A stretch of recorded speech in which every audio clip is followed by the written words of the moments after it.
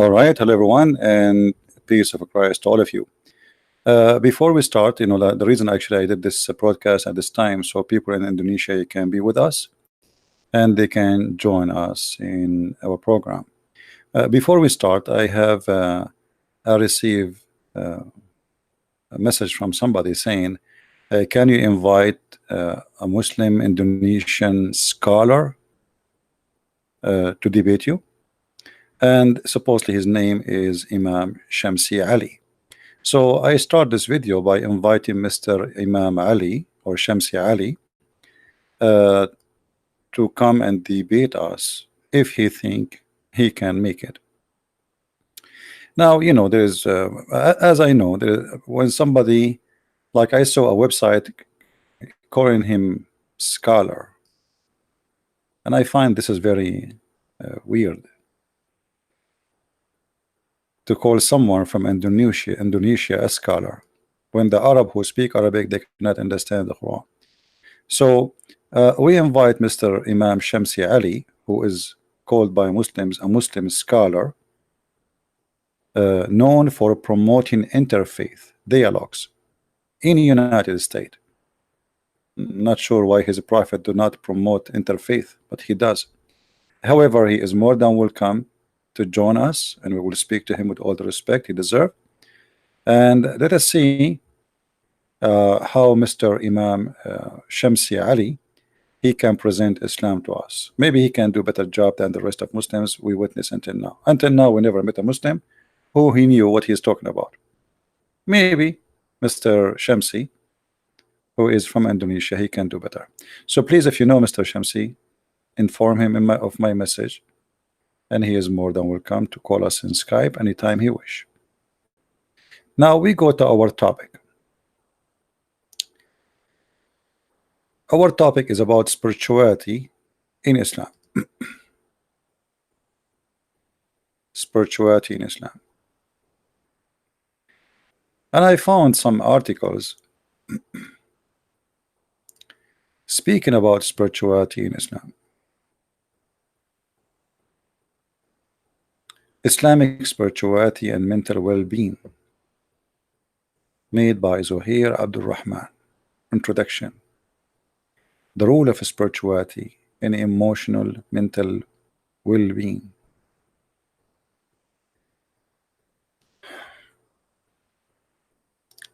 I really find it very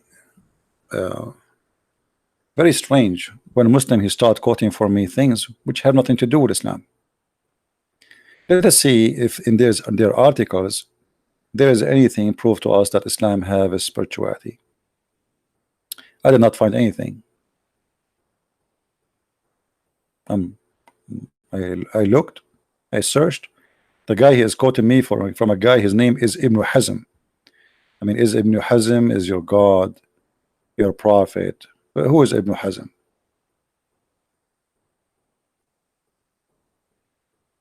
Who is this guy Ibn Hazm? Like, what about you? Show me. Supposedly it's about Islam, and then he quote for me Ibn Hazm. Ibn means son. Hazm, the name of the guy. Okay, who is this Ibn Hazm? I bet you he himself, the one who is speaking, he do not know what he's talking about. Ibn Hazm himself is the last one to tell you what is spirituality is about, because if you read what you just said post for us, this is not about spirituality. What is the topic? Nothing. Talking about happiness and sadness. This is supposedly spirituality. Spirituality, intelligence, and ability to process life events. I like that. That remind me actually when the Prophet of Allah, he have a fight with his wives. He had to call upon Allah to threat his two wives who they are 5 foot tall because he could not control them. Is that the spirituality involved? Involve what? Intelligence and ability to process life events. Let us see how Prophet he processed life events. Two women of Muhammad, of his wives, and he have many. They got him busted having sex with their maid in their bed, and they have a strike against him. So what Muhammad's spirituality does, as usual, he used Allah to control others. He cannot control them, including his own household. So look what he received. Supposedly Allah is the one who is talking.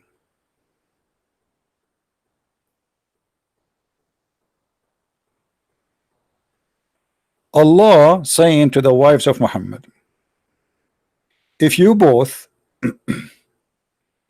you should repent to Allah.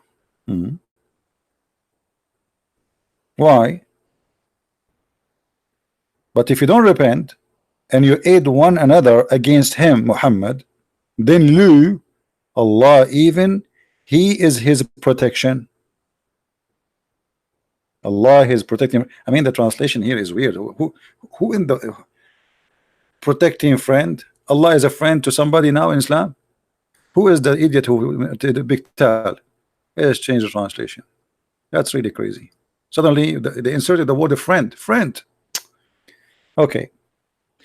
Indeed, your heart is already sagat aymanahuma. Sagat in Arabic mean that they became kuffar. Imagine Allah, Aka Muhammad, accusing the wives of Muhammad that they became kuffar. Their heart went to become kafir. So he's asking them to repent, come back to Islam. Okay, how? If you don't repent and come back to Islam, what will happen? Truly Allah is his protector and Gabriel and every righteous one among those who believe. And furthermore, the angels will back him up. Have you ever heard of a fight like this? Allah is his protector. Is that enough? No. You see the spirituality? Do you see the spirituality? Spirituality to handle life events, intelligence. Muhammad, he have a solution. It's very easy. I will just make a verse. Says Allah says that to you. Shut up. Where is the spirituality? Have you ever heard of somebody having a fight with two wives? He need Allah as a protector. Is Allah is enough? No. Gabriel is going to join the fight. Is Gabriel is enough? No. 1.4 billion Muslim, include Imam Shamsi Ali, he will join the fight now. Is that enough? No. And furthermore, all the angels will back him up. Do you see it?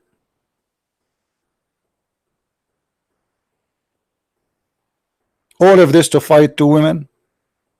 And the funny, the Muslim, they fabricate articles saying that George Bernard Shaw, he said in one of his books, which we cannot find as usual, that if the prophet was exist at this time, he can solve all the problem of the world during the time of drinking coffee in 10 minutes in the morning.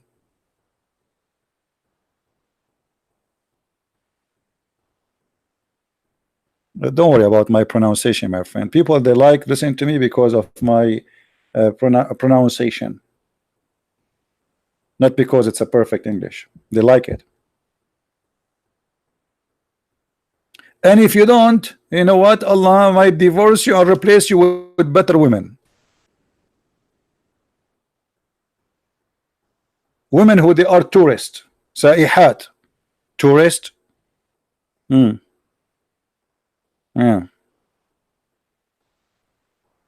They will go Muhammad around. Exchange. Have you ever heard of a God he exchange women? This is the threat of Allah. So where is the spirituality? You see, like Muhammad have a problem with his wife. He go to his room, start sitting alone, thinking alone, asking Allah for her guidance. No, the verse is coming. Either you follow him or what? I'm going to protect him. And then I send Jibreel, and then I send every believer, and then I will send furthermore every angel in the world. All of this to fight two women. So what Muhammad will do if he will go and fight America? To fight two women, they are 5 foot tall. He needed all of those.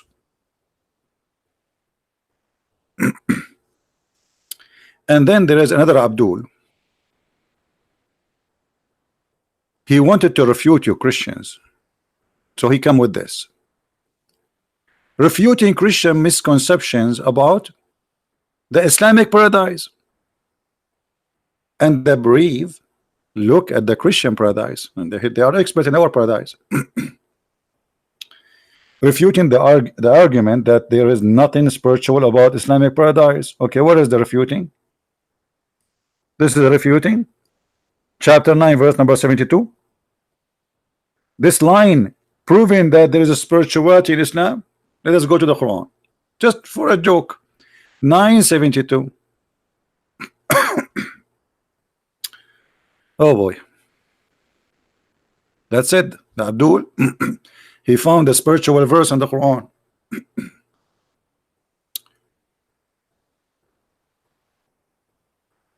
We pass it.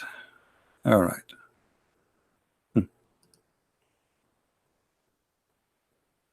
This line proving that Allah is a spiritual, that Allah he pleased with you. This is spirituality, my friend. The verse, the same verse saying, look at this, garden under which river flow, beautiful mansion.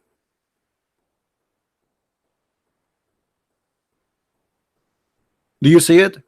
Is that spiritual, or this is a building? Is that river spiritual, or it is a river, real river?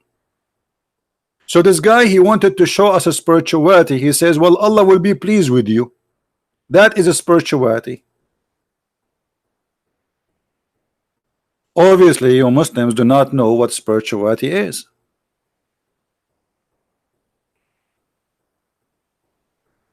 If there is any Muslim in the chat who would like to call me, please let me know. I will open my Skype for you. Right now it's not open. But if you are a Muhammadan, you like to show me what is spirituality in Islam, I will be happy to listen to you. As I know, there is nothing is called a spirituality. And look, the guy he chose for us a spiritual verse, and the verse after it says, "Be harsh on unbelievers and slaughter them." I mean, do you see this? Do you see the spirituality? Do you see it? O Prophet, strive hard against the believer, be harsh on them, jahid al-kuffar, and the hypocrite. Okay, what we would do them? Kill them.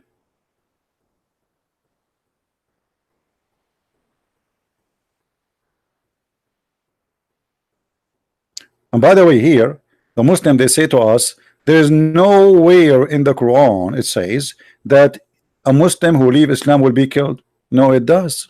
The verse in the front of you is about killing somebody left Islam.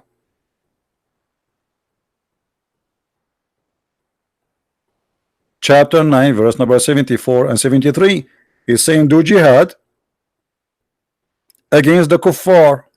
Okay, who are those kuffar? Kuffar, those who left Islam after they became Muslims. Do you see it?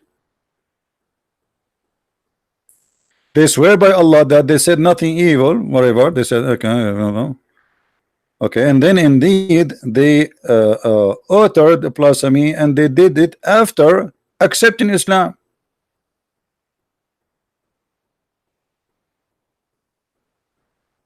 So what we would do with them? The verse before it says, do jihad. You see, it says the word strive. This is jihad. Do jihad hard on them. Change the translation if you don't like the translator. For me, all of them, they are liars. Do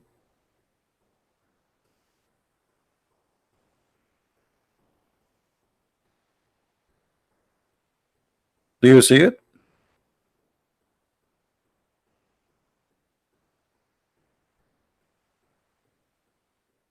So those who left Islam, because they left Islam, kill them, do jihad against them. But the guy, he was using just the verse, just one verse before it, to show us a spirituality in Islam. I mean, do you see how spirituality in Islam? Spirituality is in Islam is a pool of blood. This is the spirituality. Those Muslims, they will get the reward of Allah, and Allah will be pleased with them because they will slaughter people who they all live in Islam. So they quote for us this verse to show us that Islam teaching is spirituality. Have you ever heard of a madness like this?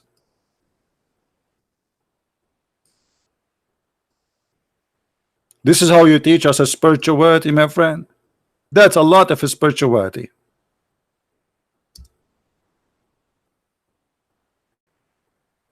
Allah will please with me because I'm going to fight those who left Islam and slaughter them one by one, and I will be harsh on them.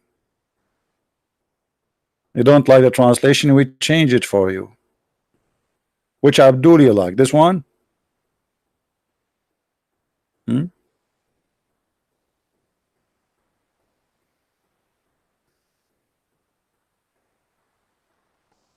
After they accept Islam, they disbelieve. So what we do? We kill them. Murtaddeen. Spirituality.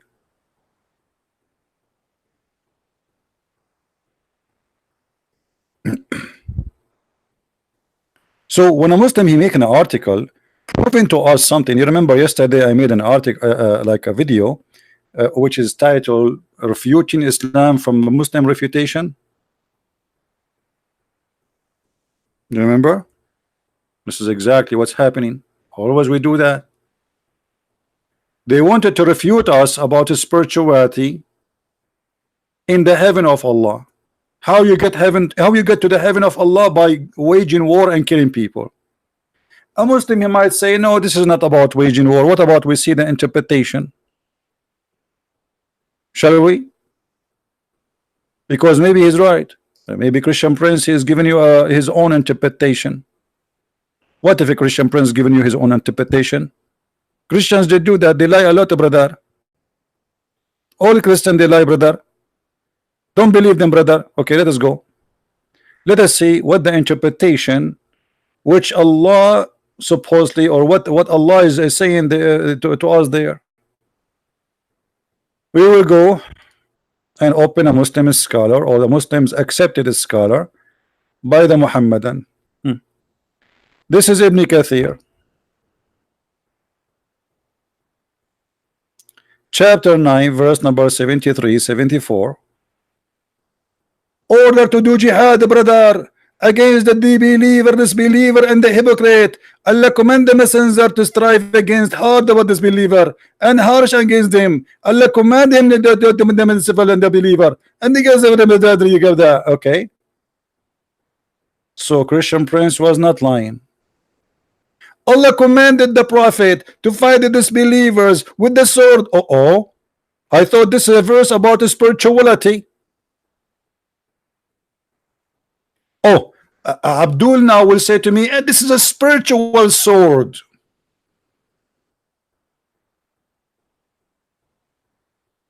Isn't it?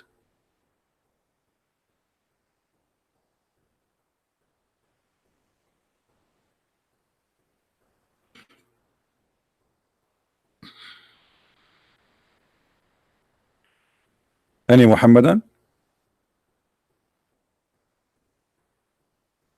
So you are making for me an article. The verse you choose for me to prove spirituality in Islam is about shading and killing and slaughtering.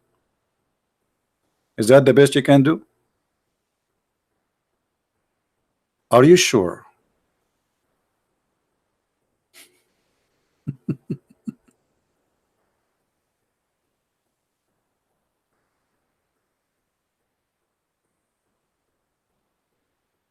Do we have any Muhammadan in the chat? He is willing to call us and show us that we are wrong. And here we go. This is the link for those who ask for the link. Save the reference. Okay. And remember always, if a Muslim asks you where in the Quran it says kill the one who leave Islam, it's in the Quran, chapter 9, verse number 72, 73. And this is the interpretation. It's in the front of you.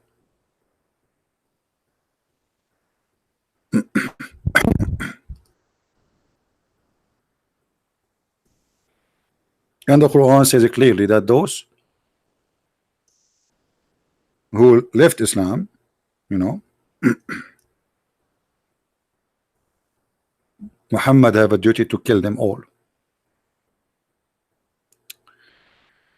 All right. Brother, what about we try first to find out what is a spirituality? Because obviously the one who is trying to defend Islam, he himself do not know what a spirituality is. Who is a Muslim? He can tell us what is a spirituality. You believe it or not, not a single Muslim he knew what that word mean. And by the way, how you talk about a spirituality if Allah himself is not spirit?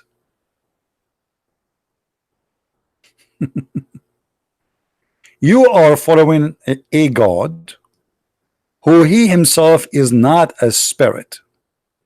So how the one who is not a spirit, he is about a spirituality? Allah himself is a physical being, and he is not a spirit, and he has no spirit.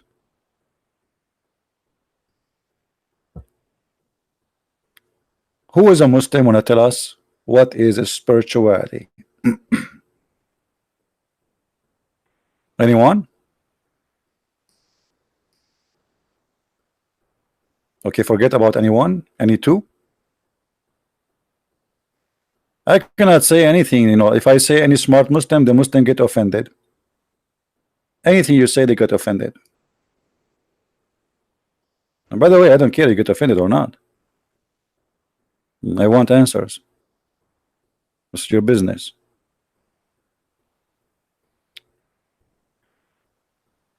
Refuting us about the spirituality. Spirituality, and by the way, today I have a chat with this website. Ask Islam. Welcome to Ask a Muslim. Later I will make a video because you will die laughing about the conversation. He hang up on me. You see at the end here, he left the chat. It says Imran has closed the chat. I was searching for like the article about refuting, etc. And then I found here there's a chat. So I said, okay, let me talk to the Abdul. Finally, I found the Abdul. He can answer my question. That's a gift. That's a real gift. So I start conversation, and look, he says to me, I don't know where you're going. Later, I will show you the maybe in different video. I'm sure you are excited to know what happened in this conversation. I'm not sure where you're going with this. You are not sure about anything. What is my answer? No answer. Let us close this chat. I record it anyway. There we go. All right. The most striking expression of what believers feel when they win Allah good pleasure is that he will manifest himself to them in a way that they can see him. Imagine we are talking about the spirituality, and now the topic is about seeing Allah, and that is supposedly proving his spirituality to us.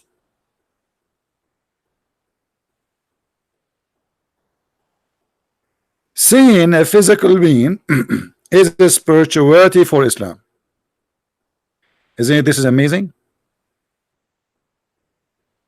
So I want to show you that in Christianity there's spirituality. I will say to you, they will see Jesus, and that supposedly is spiritual.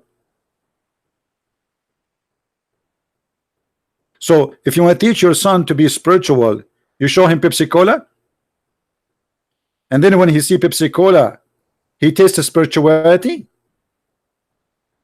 What does this have to do with spirituality? Remember, the topic is proving his spirituality in the heaven of Allah.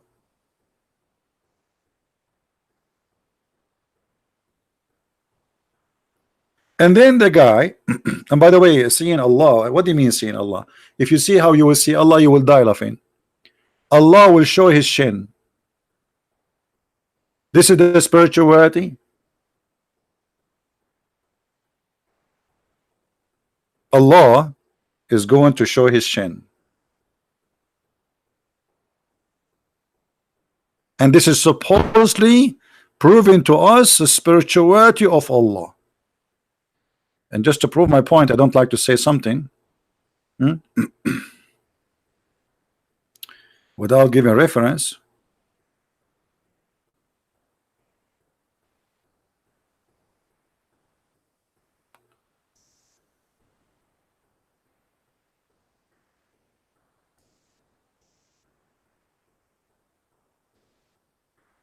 All right.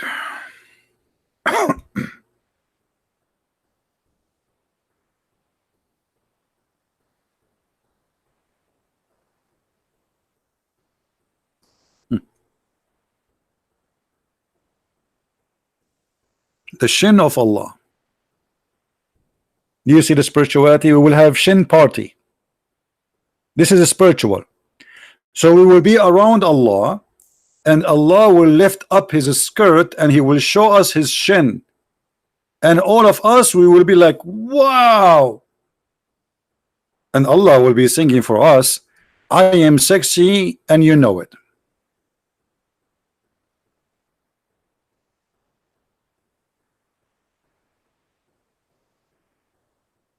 Is that a spirituality? I'm going to open my Skype.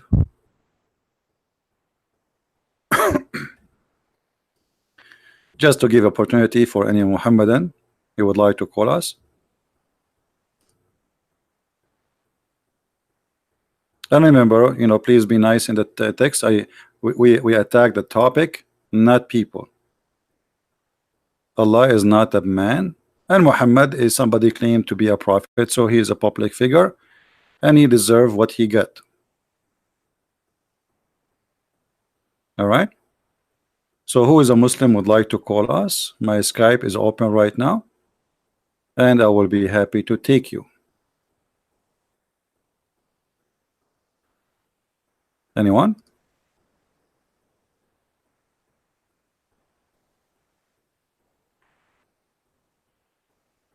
Any Muslim?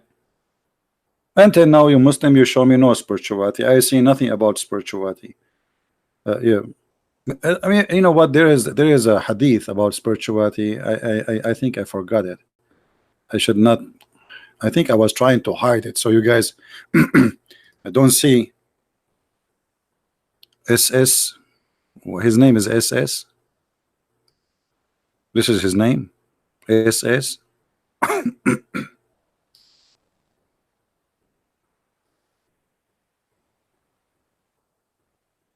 Let me show you some spirituality. Islam is not about the heaven of Allah is full of spirituality. As an example, this one.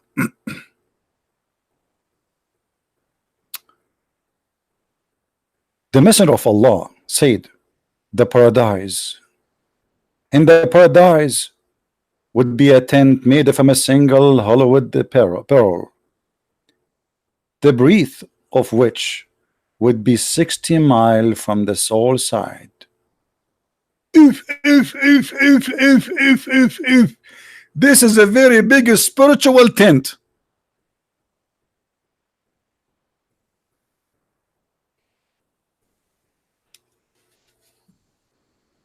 I mean, don't you see the spirituality? What about the hadith? It's saying that Allah will give your wife, or you will give your wives, who their bum is 1 mile. لا يسع مقعدها ميل من الأرض. Her bum will not fit 1 mile in the ground. That's spiritual bum. Come on, size does matter. All of us, we like to have women who have a big screen. 1 mile. This is spiritual. Different hadith. Maybe the first one is not satisfying in the world of spirituality. Allah Messenger in paradise, he said, a pavilion made of a single hollow pearl, 60 miles wide in each corner, which there are wives who will not see those in the other corner. Oh. Whoa, that's amazing tent, brother. Let me explain to you, brother. So you have, brother, you have a tent, have 4 corners, brother, and you have a brother, wives here. Those are wives, brother. Oh, hold on. We make them red. I mean, I don't know. Since I'm single, I don't know. I don't remember last time I saw women how they look like, brother. Okay, women, they look like this. Okay, those are women, brother. So those women are in the corner. Okay, and the other women, brother, in the corner here. Group, brother, group. And there is women, brother, in the other corner here. I'm very good in the drawing. You can tell. There is every corner have a brother, have a women, and those women, brother, they don't see each other. I mean, do you see the spirituality? It's very important, brother, that they don't see each other, because if they see each other, they will fight, brother. Yeah, you want me to ask Zakir Naik about this? Well, Zakir Naik will give us a very spiritual answer. Actually, he already answered. He said, brother Twitter, the birth name is and he would make fabrication about Islam. The truth about the tent of Allah would get God to give it in heaven. It's very beautiful. It have 4 corners. Actually, some tent they have 6 corners, because it's in the same in the width of David. And you will have in every corner a beautiful woman. And brother, you are going to be busy with your wife, and you don't want the other woman to get jealous. So Allah will not allow the women in the other corner to see you doing boom boom. And the hero, you got the point.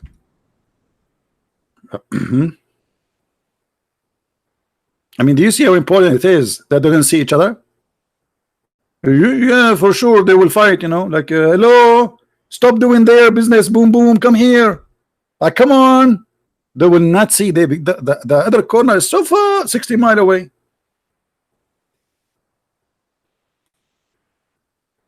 This is a spiritual heaven, brother.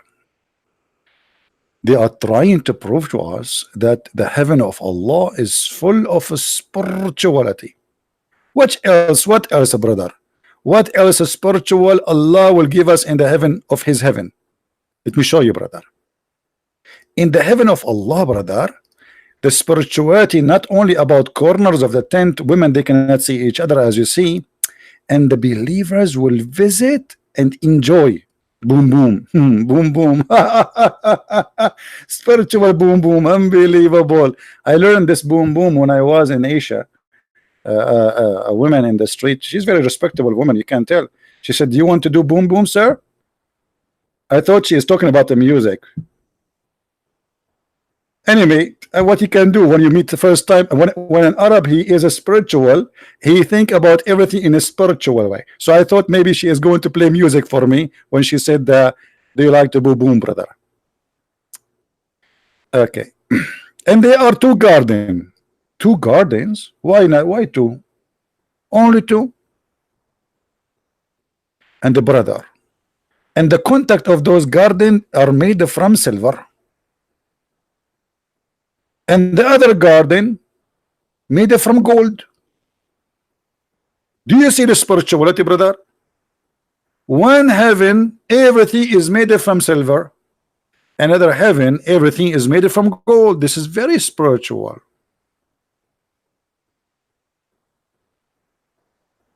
And nothing will prevent the people from staying in the Garden of Eden, from seeing their Lord, except a curtain over his face. Allah wearing a burqa. Allah have a curtain over his face.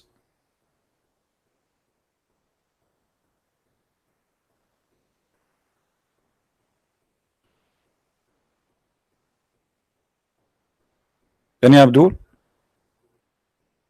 I'm really convinced that Islam is a very spiritual, especially in the heaven of Allah, as the article said to us.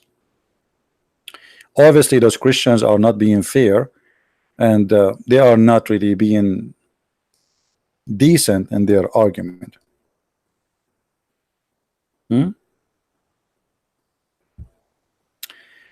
The guy is claiming here that the day the Muslims will see Allah face is a spiritual thing.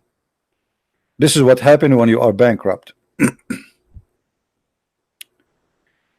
Spirituality have nothing with seeing physical being. Spirituality about feeling things, not physically. This is why it's called a spiritual, Abdul. But because you are coming from a cult, teach nothing about spirituality, you try to bring us false statement claiming that this is spiritual. A brother, in the heaven of Allah, chapter 56, verse number 25, 26. Shall we go there? I'm just going with the article, you know, just to see what this guy is saying. Okay, 56, 26, 25. Okay, as you wish. You will be sorry. It's your choice, not mine.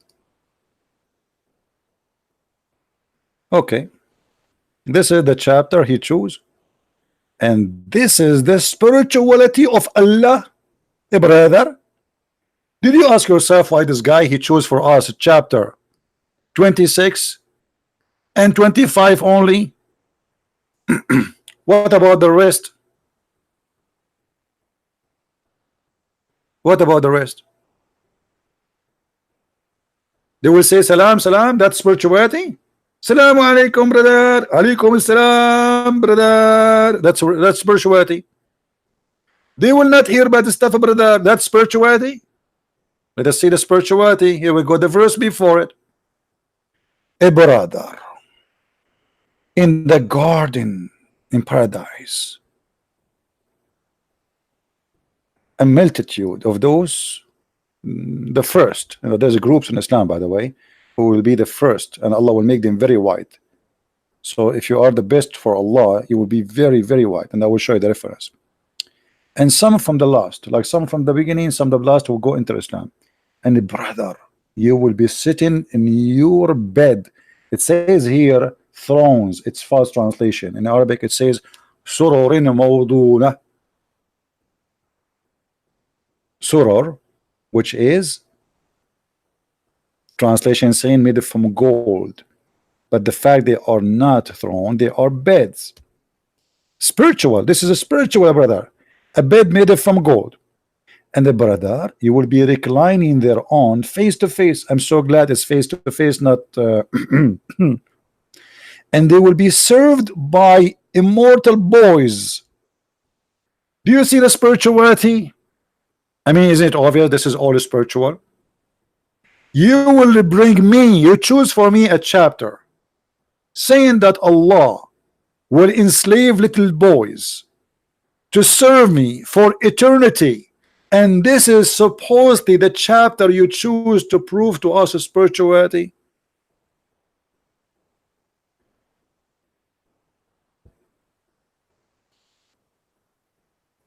Any Muhammadan? Child abuse. This is where we can find the spirituality, that we have a God to make me happy in heaven. Spirituality, Allah will enslave little boys.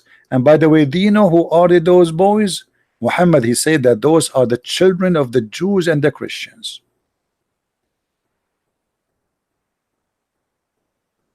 Yeah, you can post the books, no problem.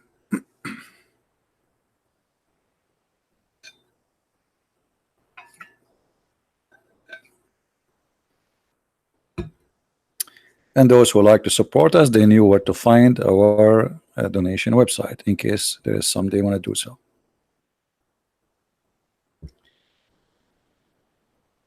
Is that a spirituality? Boys,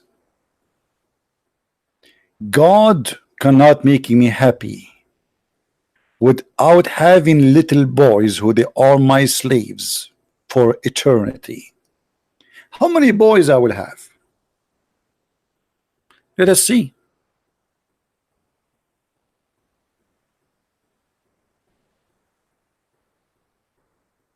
Let us see how many boys. How many boys? Any Muslim have an idea?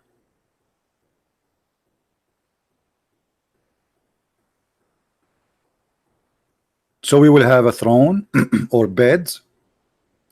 We will recline in the bed facing each other. How nice. And then around us little boys. In different verse, the boys describe them as very white, because nobody in heaven of Allah is black, by the way. This is a very racist cult. Everybody have to be white like pearl. Now, according to Muhammad, every Muslim, or the lowest reward of a Muslim, the lowest, he will have 80,000 little boy slave.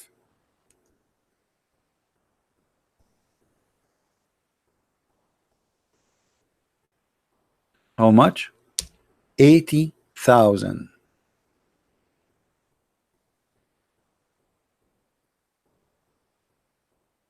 I mean, do you see the spirituality?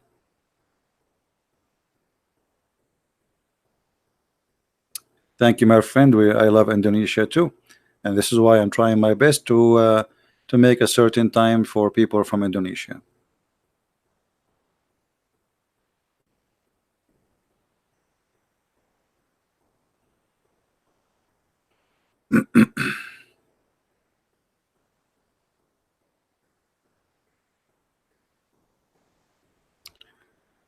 Any Muhammadan?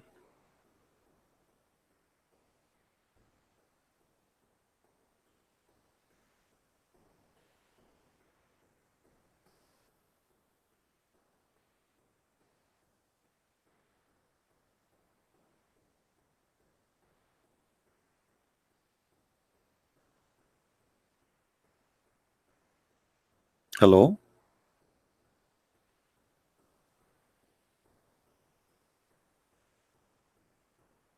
$80,000 spiritual boys? Are those boys spiritual?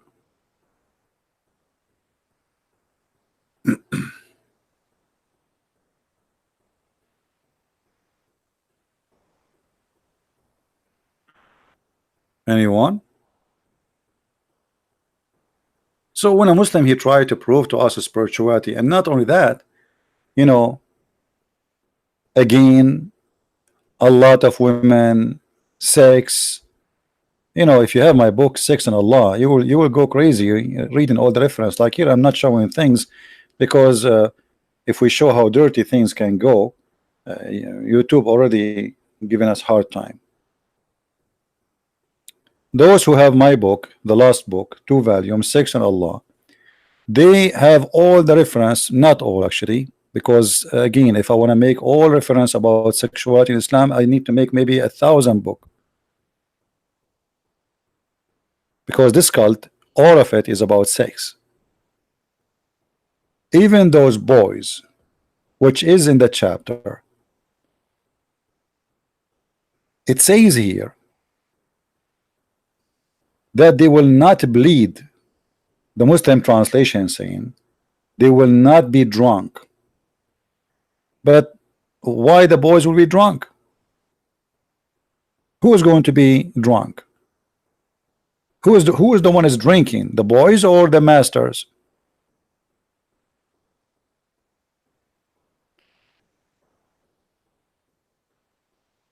Then what about I live in heaven and I have a river of wine and nobody is serving me? Still is not heaven? Do I have a, I mean, even in heaven there is a slavery. Where is justice?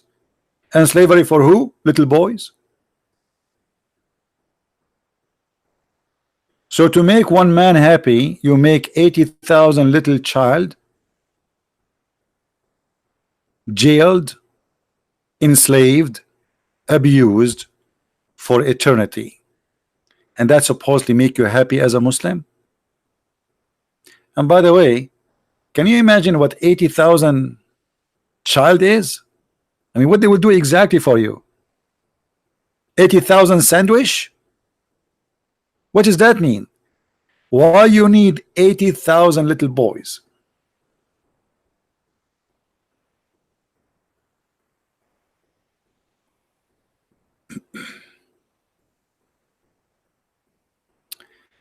There's somebody wanna talk to me from the Muslims?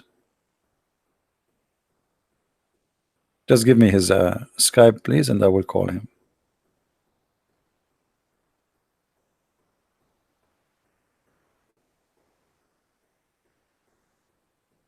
Anyone? Hello, my friend from Senegal. You see how beautiful the internet is? Here we go. We have people from Senegal, Africa. We have people from Indonesia. We have people from Australia. We have people from USA. I mean, from everywhere. Europe, you name it. Glory to the Lord.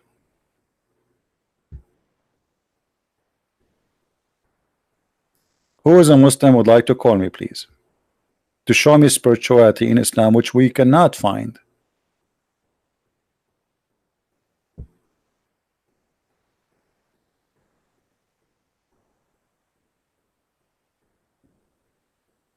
Anyone?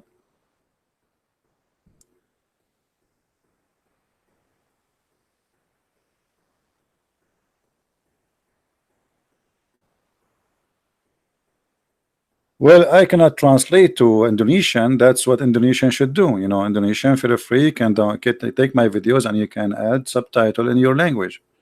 I wish I speak Indonesian. Maybe I should learn, so we can make better impact for sure if I speak Indonesian.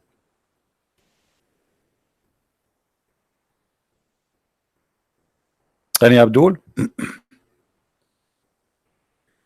We have even people from Nepal here, or in Nepal.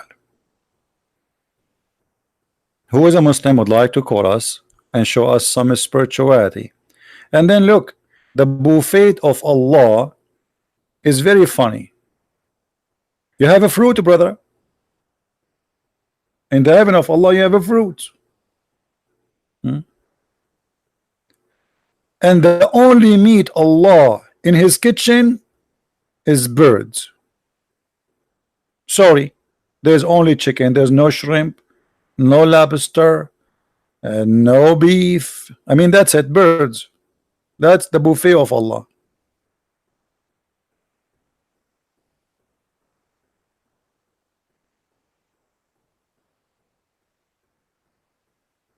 Any Abdul? No, there's only birds, only you know, meat of birds. And there, brother, there will be the female Lahoris, brother, with wide lovely eyes, brother. Really? For sure. We have wine, we have the bed, we have the pillows, we have kids to bring us the whatever we want, and now we need the women. Hello, this is all spiritual, brother. This is all spiritual. The women are waiting for you, brother, if you convert to Islam. They asked Zakir Naik, a lady, she asked Zakir Naik, she said, why in Islam a man will get 72 hur, but the woman, she will not get 72 hur? So Zakir Naik said, the they are question. Why in Islam there is men that will get hur and women that will get hur? In fact, the word hur is the plural word, and it male and female, which means, sister, Allah, he promised us hur regardless of our gender, which means, sister, I have a good news for you. You will have 70 hur too. What? Abdul, did you hear what Zakir Naik he said? He said, just your mama, there is 70 men waiting for her to do boom boom. Your mama, I have a good news for you, brother. What? And where this guy he got this from, you idiot? Hold on, we have Faris the kid is texting me. Is that serious? As far as the kid, he want to debate me, guys. He is desperately want to debate me. What I can say? Let us call him. If we see.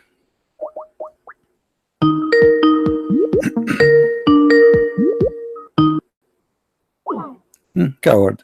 He said they want to debate me in August. Why in August? Debate me now. Potato. Potato. Let me call him again. Answer, Faris. It's okay. I ask your mom for permission. Answer, buddy. Come on, be a man.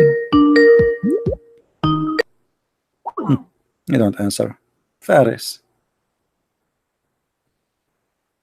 He go to the kitchen now. He will tell his wife, I will show you a text I sent the Christian prince at challenge to debate me.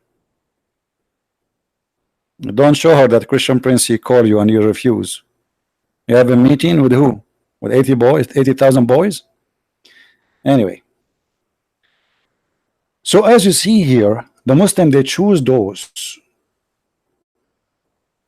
to prove to us that we have a spirituality, when this is nothing but a heaven of sex. And those women, again, they are very white, like preserved pearls. How white are they? Muhammad in the Hadith, he said that those women, they will be so white to the point we will see the marrow of their bones. Marrow of their bones? Yes, brother. Are you sure, brother? Yes, brother. I'm very sure. Let us be honest. Don't all men like to see women bones and marrow of their bones? Isn't it this is the most sexy, beautiful thing about women?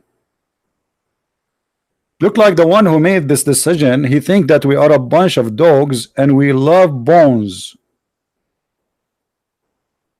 As I know that the one who like bones is dogs. They bite them, they lick them, but we are a human and she is a human being. So why you promise me to see the marrow of their bones? What I would do with the marrow of their bones? Do you think we are like a German shepherd and you promise me a bone? What is this promise is about? This promise is nothing but a racist promise. Muhammad, he knew that the Arab, they like white women, very white. So he have to promise them something very extreme. Extreme in everything, and specifically in this case about the whitening or the whitening of this women. Those women, they are so white.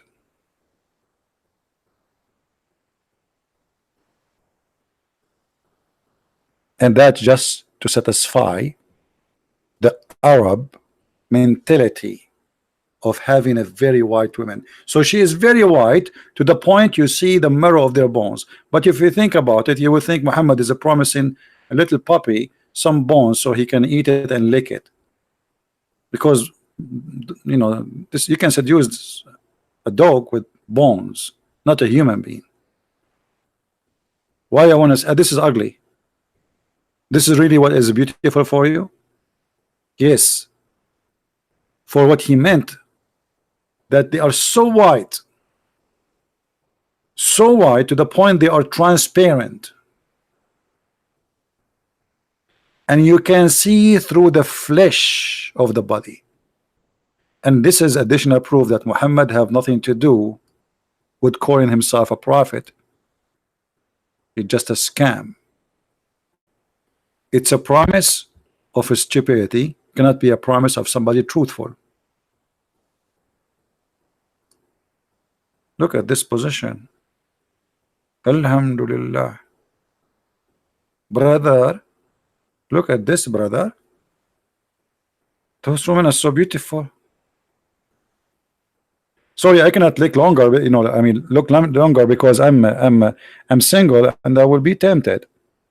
You know, and this is very much too much. You turn the fan on. I'm sweating here. It's not easy to be single these days.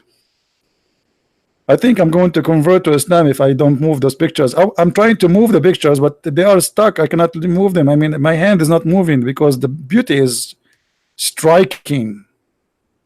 I like bones. Who can resist bones, especially these days? So Muhammad promising me women who we are going to see the marrow of their bones.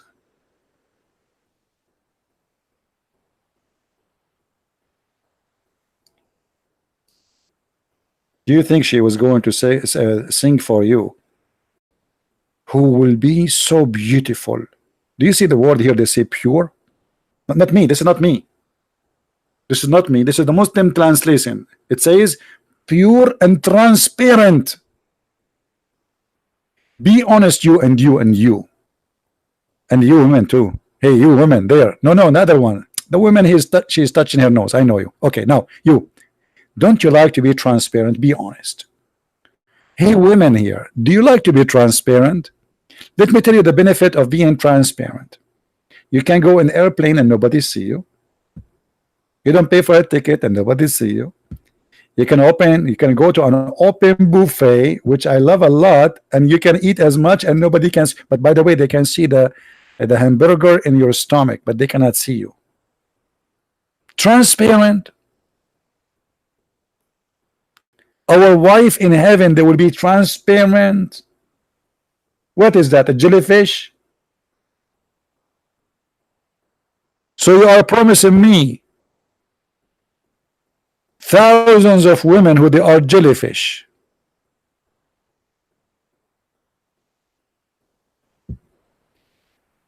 Sheikh Rohi, how are you, Sheikh Rohi? Sure. We have our friend Sheikh Rohi. He said he wanna contact me in Paltalk. Text me, Sheikh Rohi. Sheikh Rohi, in case you do not know him, if he is being honest, he's the one. We have a many conversation before, and he have a supposed to PhD from Al-Azhar University. Call me, Sheikh Rohi.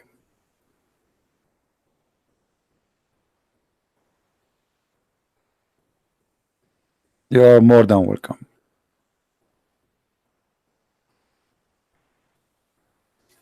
اتصل يا شيخ.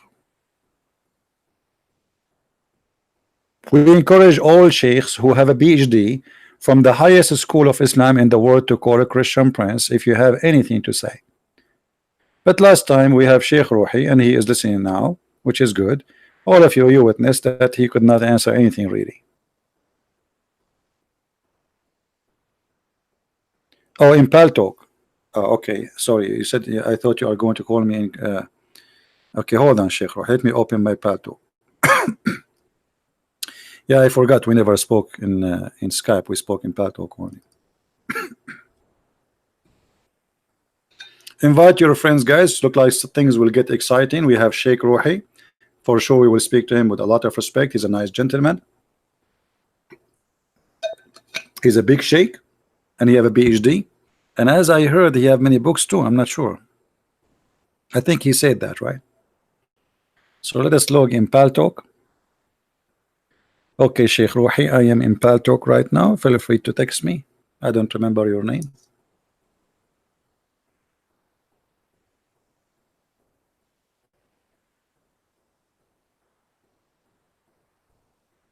All right.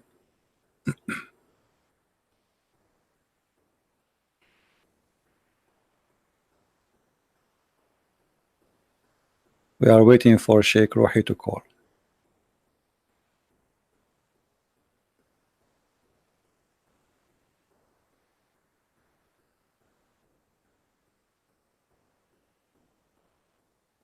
And please show respect to our guest. Anyone who say bad words to him, we will put to you time out. All right, this is Sheikh Rohi. All right. Let's call him.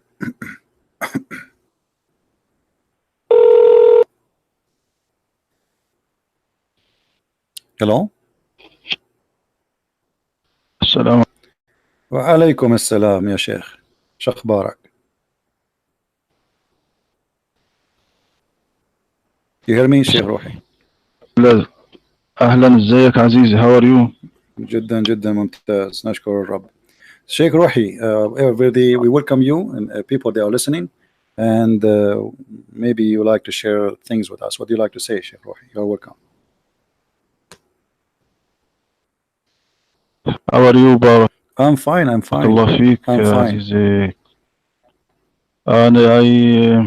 أنا خرجت من اليوتيوب لأن الجهاز عندي يعني مش مشكلة. No problem. So Sheikh Rohi, we are talking تقيل about شوية. the heaven of Allah. We are talking about the heaven of Allah. نعم.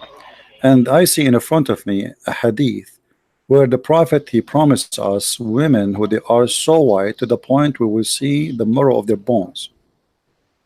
Why is that?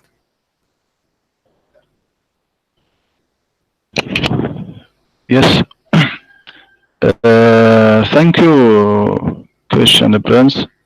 Do you hear me? I hear you. I hear you. I hear echo. Maybe your YouTube is still open, so close YouTube or mute YouTube. I think your YouTube is still open. This is why you hear me twice, maybe. ثواني أشوف، ثواني شوية.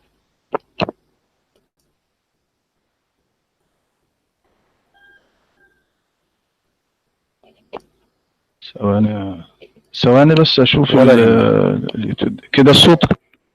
Voice is good. كده الصوت كويس كده. Yes, voice is good. Voice is good. Yeah. Thank you. As the woman in the heaven, يعني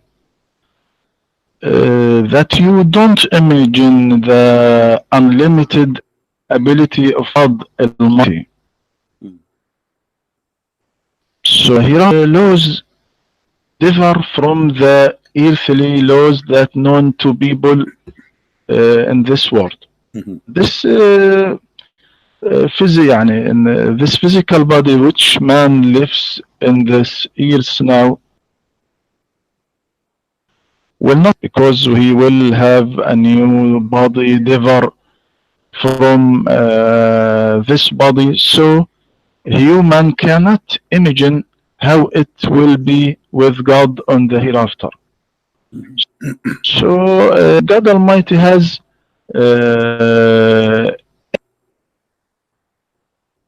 infinite things that no human can conceive, but your problem is that you cannot imagine this unlimited abilities. You maybe confine God in person and in a human body.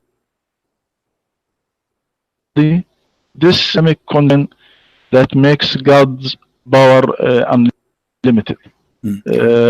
So I mean, one can't imagine the hereafter. We can, but we can whatsoever try to imagine. My friend, we can, because your prophet, he described even the bones of those women. He said they are going to be transparent. So you say to me we cannot imagine, we cannot imagine. No, the prophet, he even described their bones. So no, we can imagine. The question is why they are so beautiful to the point I can see the marrow of their bones. Do you think seeing women bones, marrow inside the bones, which means you will see her kidney, you will see even the food in her belly, you will see everything inside her, and then that is supposedly beautiful?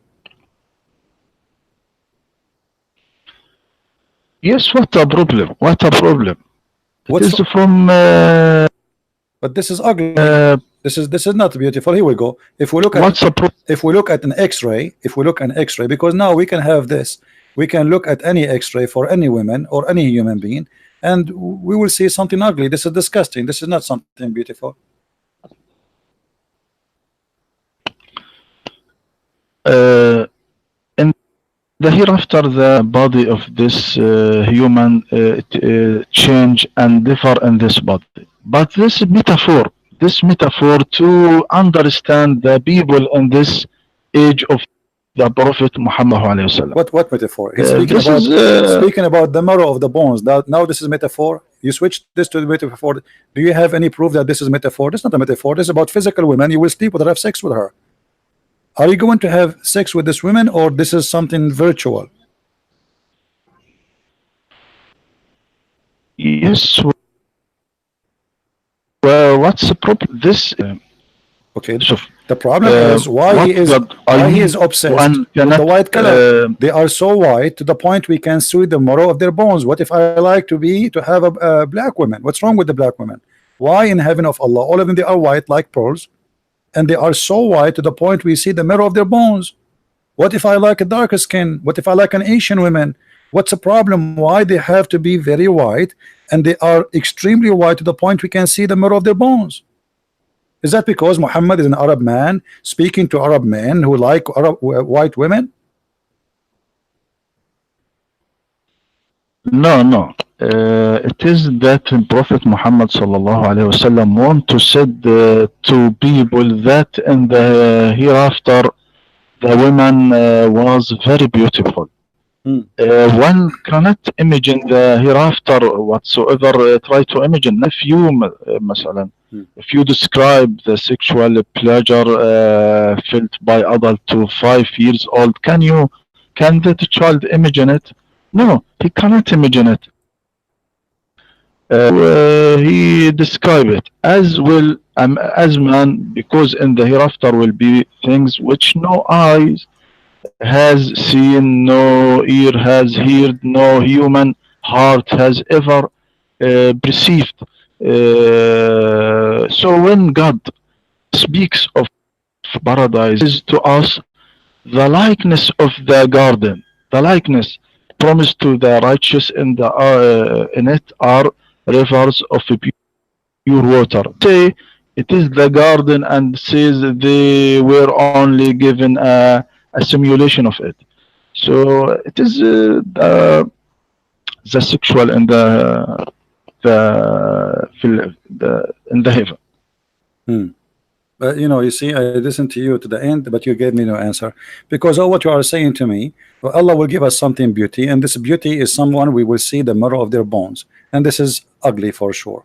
Now, if we ask a Muslim what is a beauty, he will say to us about the heaven. He will say the heaven nobody can describe. Even the Quran says that. So if nobody can describe, so why the Quran saying we will be sitting in the couches facing each other? Even he described the color of the clothes we will be wearing, the wine we will drinking. He described everything. You say nobody can describe the heaven, but the heaven described in very, very clear details in the Quran.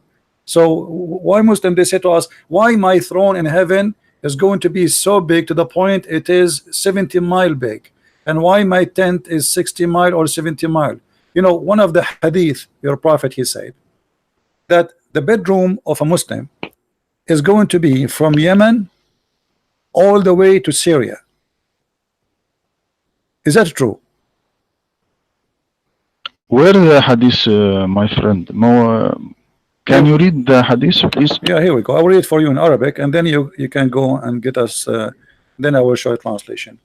أدنى أهل الجنة الذي له 80,000 خادم و72 زوجة وتنصب له قبة من لؤلؤ وزبرجد وياقوت كما بين الجابية إلى صنعاء. Go ahead. This is a bedroom more than 1,500 kilometers. هذا الحديث, this hadith not in the hadith, this is in the Tafsir, and this is no my friend, you are talking to Christian Prince. A weak hadith. Okay, so it's a weak hadith. So what we would do now? So who is weak here? The Prophet is weak, the Muslims is weak, Islam is weak. And by the way, how it's weak, and it is in Jami' al-Tirmidhi. Jami' al-Tirmidhi is the book of Sahih. Someone I see in the Jami' al-Tirmidhi, I will research and Okay, let us show you something else. Forget about this one. If we ask you about the promise of Allah to us in the heaven, that says in the Quran that each one of us will have little boys who will serve us. Those are the boys from who? Where they are coming from? It is created from God. This little boys, it is created from God. This is as a slave, or a service to the righteous in the hereafter. God can create these boys. What's the problem in this? So Allah create boys, little boys, just to be slaves for me? Yes, why not? Why you limited your God? Is that fair? Why Do you like to be a little boy serving somebody in heaven? Is that fair? Why Allah will abuse little children just to make them serve Mr. Sheikh Rohi? Do you like that? You don't feel guilty? Maybe to يعني حتى يعني يعطي رغبة الأولاد وحب الأولاد أن الشخص يعني like to see the boys. So God. So you like boys. You see, you Muslims, you like boys. Not like to serve. Like to serve. This is what the Quran. But don't you think this is sick that you like boys to serve? What does that mean? You know, they are boys. What boys can do? Boys, they need somebody to serve them. They are boys. Yes, what the Quran said. ثواني, what the Quran said. يطوف لحظة.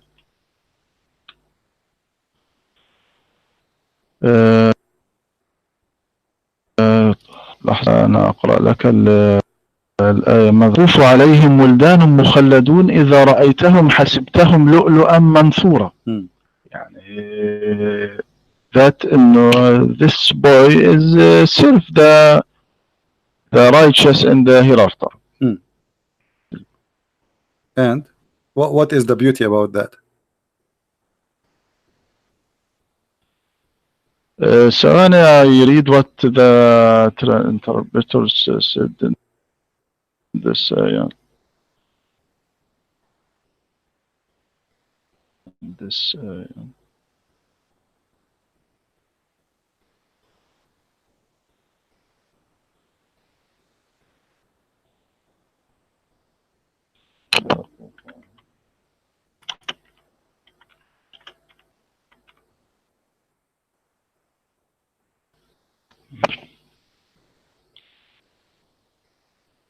This a problem and so I'm sorry. No problem.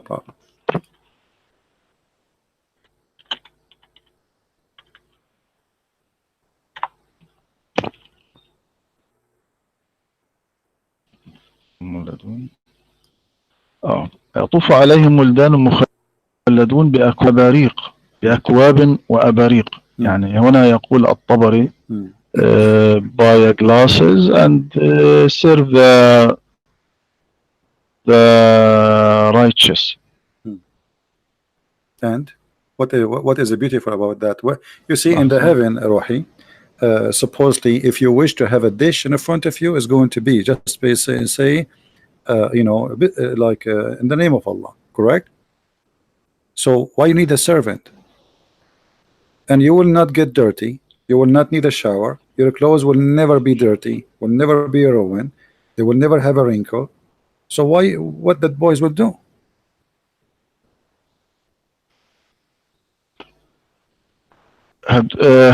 This boys as a serf. But what you will do? I mean, if everything is nothing to do, I mean, what serve you in what? They will just bring a cup of wine to you, right? That's their duty, and you are having sex. So you are having sex with a lot of women, and there's little boy next to you in the bed holding cups of wine. No. You must image the hereafter. I know this is the hereafter. Doesn't matter. Aren't you going to have sex in the hereafter, my friend? Yes or no?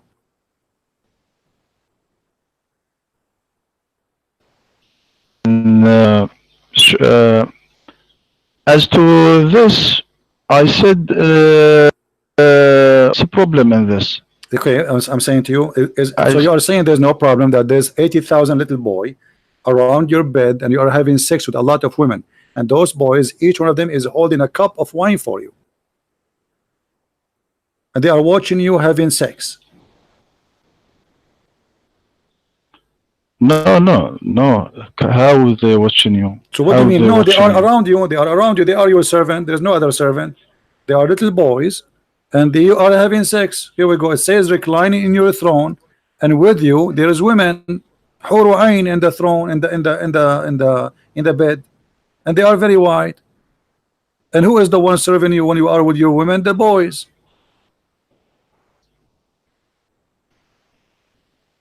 So the women there in the heaven of Allah, they are just to take off their panty, and the boys is just to serve you. Is that correct?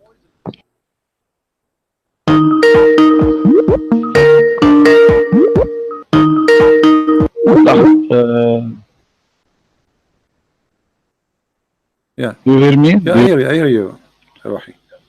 So 1 second, 1 minute. I want to see the voice, Derico. I will solve the problem and return. 1 minute. Okay. Please. No problem. No problem.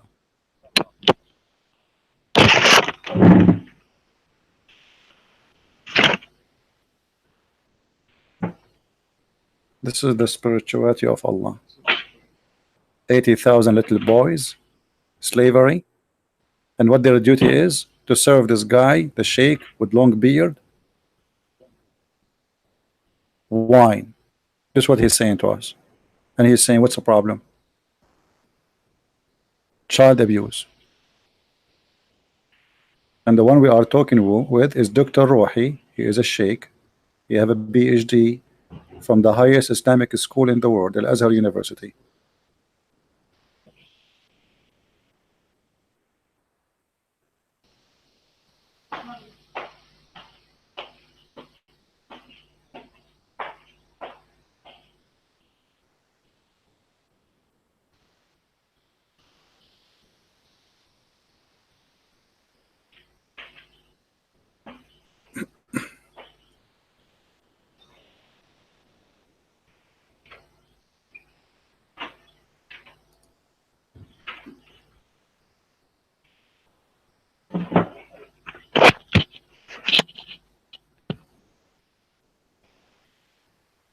Yes, Sheikh.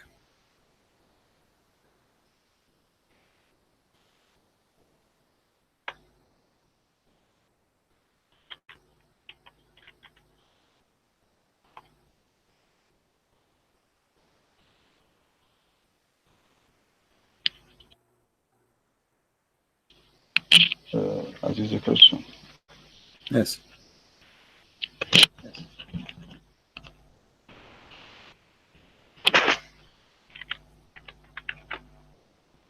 How my voice now? Your voice is fine, no problem.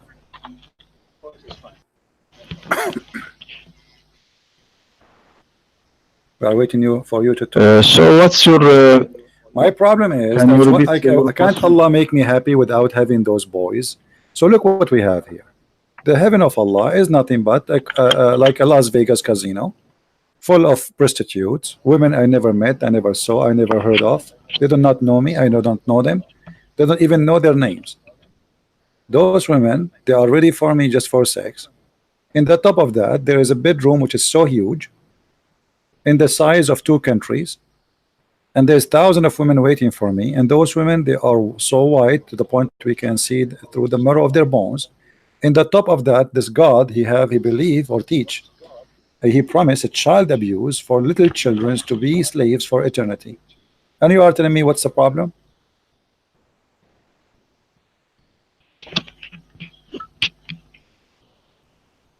Sorry. So, can you read the first, please? Can you read the first? Which verse you like me to read? That speak about sex and the heaven? Well, there is many of them. We can go to different chapter. Like this one we spoke. You already read from. We can go to chapter 37. Let's go to chapter 37. because that one is more into details. Let us see. 37.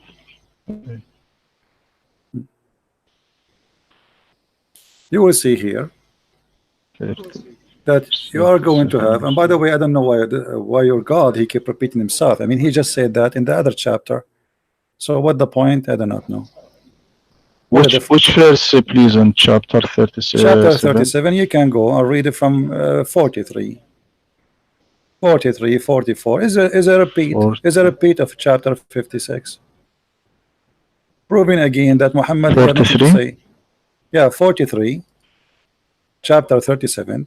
You can read from 43, 44. This because this is when we start speaking about heaven in 43, and then you will see. You will be, Garden of Bliss. In the garden of. Right, and then the boys will serve them, right, and the boys will not bleed.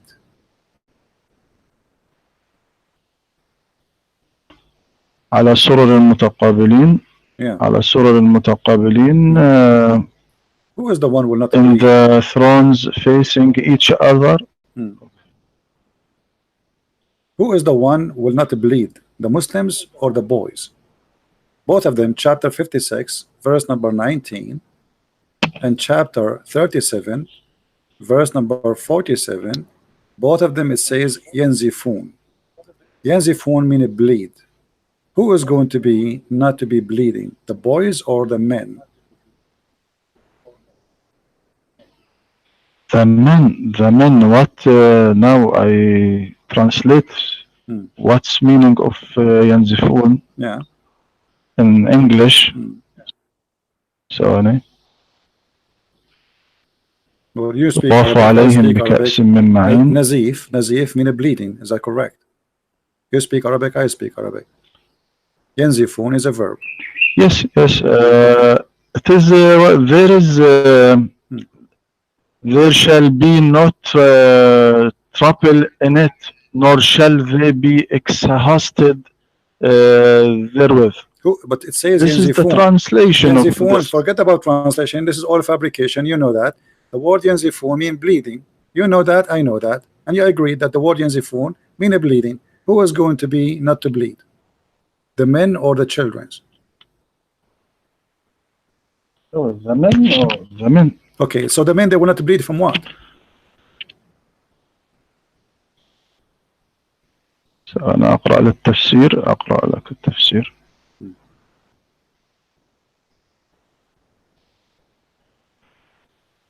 ينزفون ثواني في قوله ثواني dear ثواني my friend. No problem.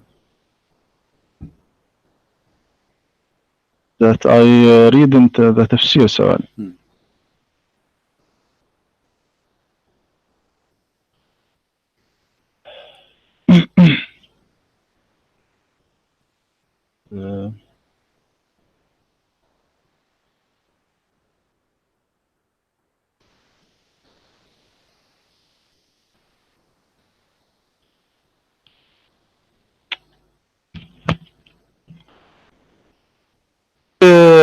ayah please, which ayah the phone. Doesn't matter. There's chapter 56 verse number 19, or you can choose. Yeah, choose this one. Let us go with this one. Chapter 56 verse 19. Okay. لا يصدعون عنها ولا ينزفون. Okay. 56 لحظة. I open تفسير. ولا ينزفون.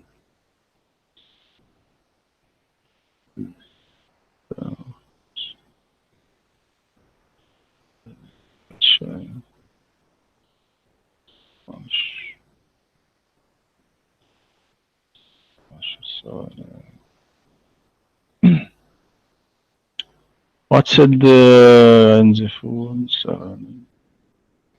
Yeah, Sheikh. You are a Sheikh. You have a PhD. And are you serious? You do not know what Yanzifun mean? Make a sentence for me in Arabic. I want to say Sheikh. No. Make a sentence for me in Arabic that somebody I will make a sentence you translate. Huh?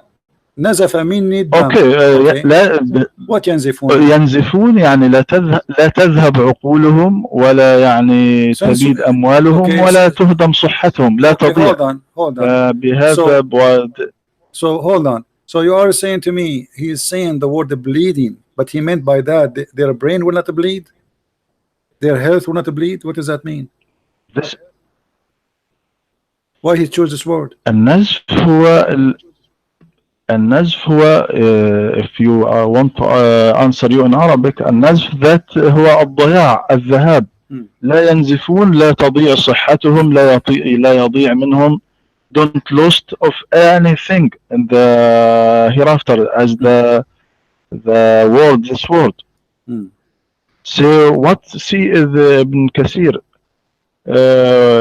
ثواني أقرأ لك what ابن كثير said in this statement means that it doesn't change their sense of reasoning Allah's statements.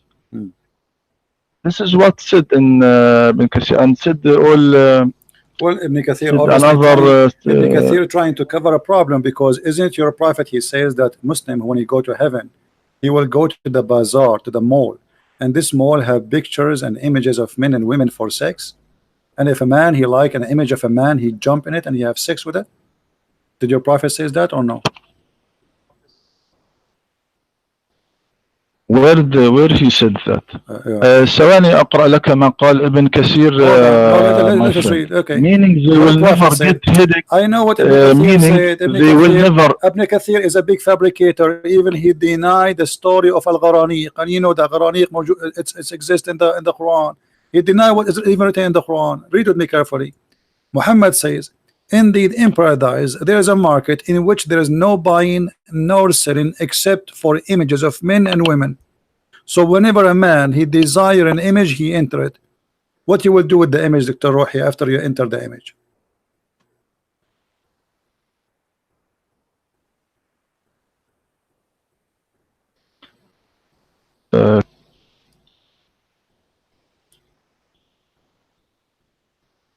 Do you want me to read the hadith for you in Arabic? Yes, for Arabic. Which book this hadith is there? This hadith. We can find it in many books, whatever you wish. إن في الجنة لسوقا ما فيها شراء ولا بيع إلا الصور من الرجال والنساء فإذا اشتهى الرجل صورة دخل فيها. Translation: indeed in paradise there is a market which there is no buying nor selling except for images of men and women. So whenever a man desire an image, he enter it. What do you do when you enter the image of a man? What do you do exactly with this man?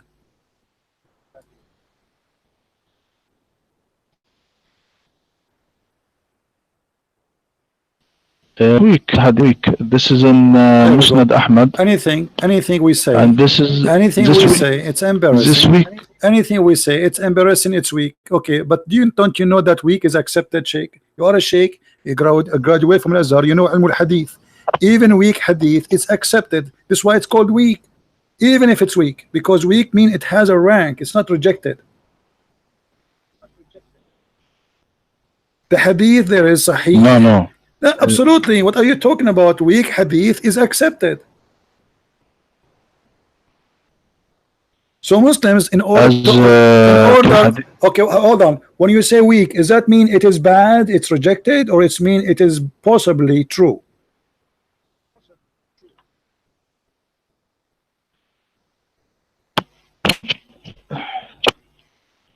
So are you sure you are the one who have a PhD, not me? Come on, Sheikh. Weak hadith, is it possibly accepted, possibly to be true, or totally false?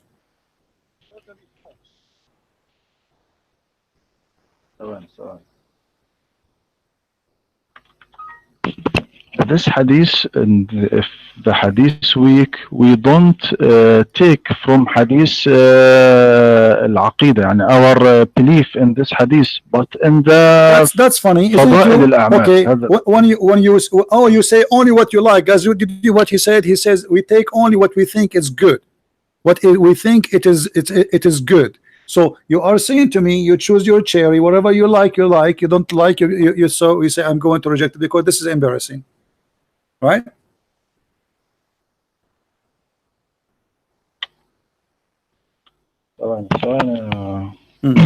ثواني my friend.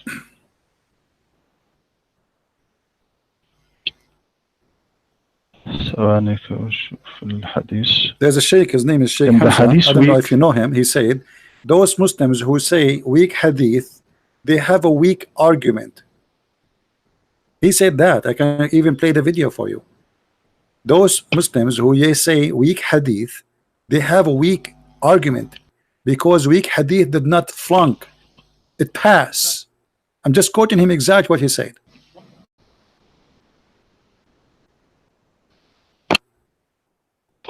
Yes, with a weak hadith, this friend, we don't take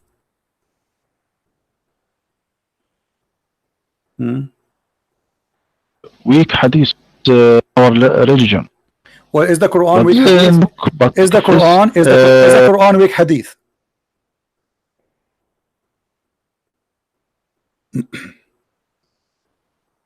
Sheikh, are you there? Hello. I lost you. You hear me? Is the Quran weak? Is the Quran weak hadith? No. Okay, you got the Quran. No. The Quran you recite today is the recitation of Hafs, correct? Yes. Okay, isn't it Hafs accused by Muslim that he is a fraud and he's a liar, and his hadith is rejected? So how you refuse his hadith, but you accept his Quran? If he is a fraud. No. Hadith. Hafs was Hafs a Who accused? Who accused Hafs? Who accused Hafs? Who accused Hafs? Everybody. Yes. Everybody. Are you sure? How? Okay, here we go. Dr. Rohi now, he is saying that he never heard that Hafs is a liar and the Quran he have is coming from a liar. Let us read together. Here we go. I'm going to show you the reference in the screen. Al-Bukhari, At-Tarikh Al-Kabir, variant number 2, page number 363. And you speak Arabic. Hafs ibn Sulaiman al-Asadi, Abu Umar al-Qari, an Alqama, etc. an Asim tarakuh, وهو حفص أبي داود الكوفي. Al-Bukhari, At-Tarikh Al-Saghir, variant number 2, 233. Hafs ibn Sulaiman, etc. said, and then he says, and Asim wa Alqama, etc. he said, Munkar al-Hadith. We continue. Then Al-Bukhari Al-Du'afa, page number 35. It says, تركوه وقال ابن حنبل قال يحيى أخبرني شعبة قال أخذ مني حفص بن سليمان كتابا فلم يرده وكان يأخذ كتب الناس فينسخها. So he's accusing him that he's a fraud. He copied the book of people and he claimed that those his book. Let us continue. Al-Albani is ضعيف سنن الترمذي. Imagine, look at this. Then they accuse Hafs that he fabricated a hadith about the fire from the mouth of the Prophet. Sunan ibn Majah, hadith number 216, number 38, Mushkat al-Masabih 2141, Da'if al-Jami' al-Saghir 5761, and all of those saying that he is a liar and he is a fabricator. Al-Albani, Irwa al-Ghalil, variant number 1, page number 260. عن عمر هذا هو حفص بن سليمان القارئ الكوفي وهو متروك الحديث. Can you translate to us what متروك الحديث? متروك الحديث mean that his hadith is garbage. Is that correct? No. As to Hafs, what said Ibn al-Jawzi as كان ثبتا في القراءة واهيا في الحديث لأنه كان يتقن الحديث يتقن القرآن ويجوده. Hold on. What do you mean he كان يتقن الحديث? Either you know the hadith or you do not know. So why he's lying? So he's lying. Read with me carefully.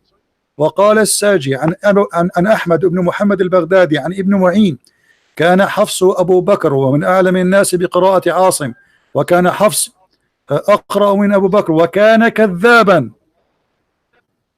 and he was a liar. So you are saying to me that his hadith is rejected because he is a liar, but you accept the Quran from a liar? Not كذابا ليس على حفص. No, Hafs is the كذاب. No, Hafs is the كذاب. وكان كذابا. He's saying كان حفص وأبو بكر من أعلم الناس بقراءة عاصم وكان حفص أقرأ من أبي بكر وكان كذابا. Come on, you speak Arabic.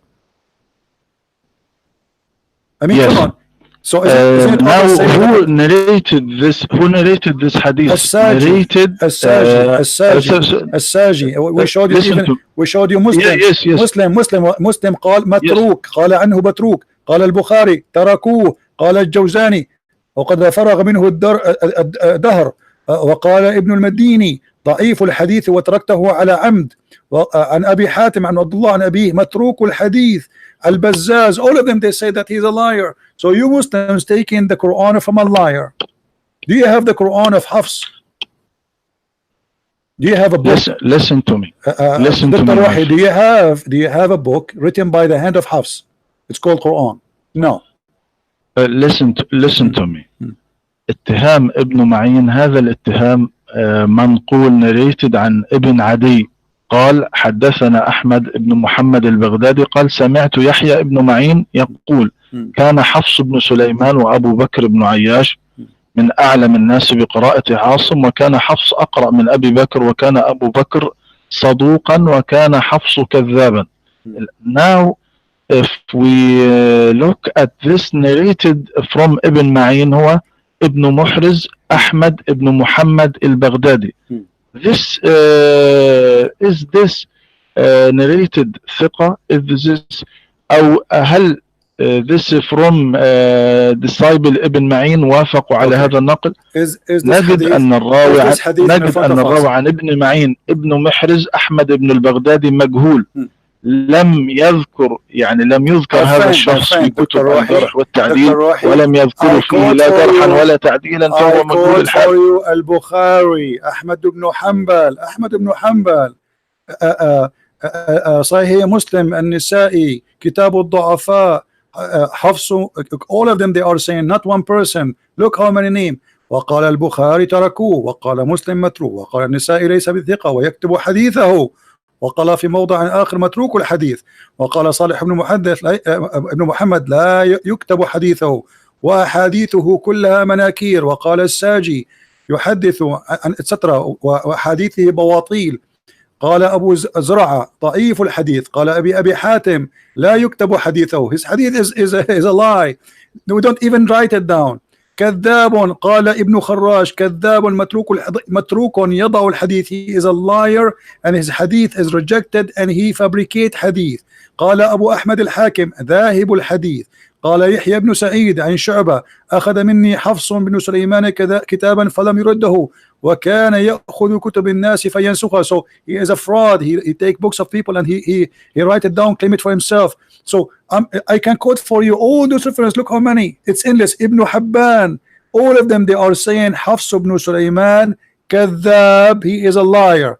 كان يقلب الأسانيد, read with me carefully.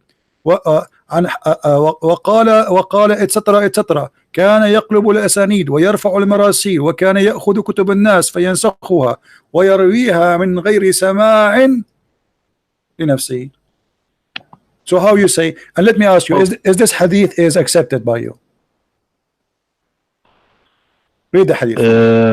من قرأ القرآن وحفظه أدخله الله الجنة وشفعه في 10 من أهل بيته كلهم قد استوجبوا النار.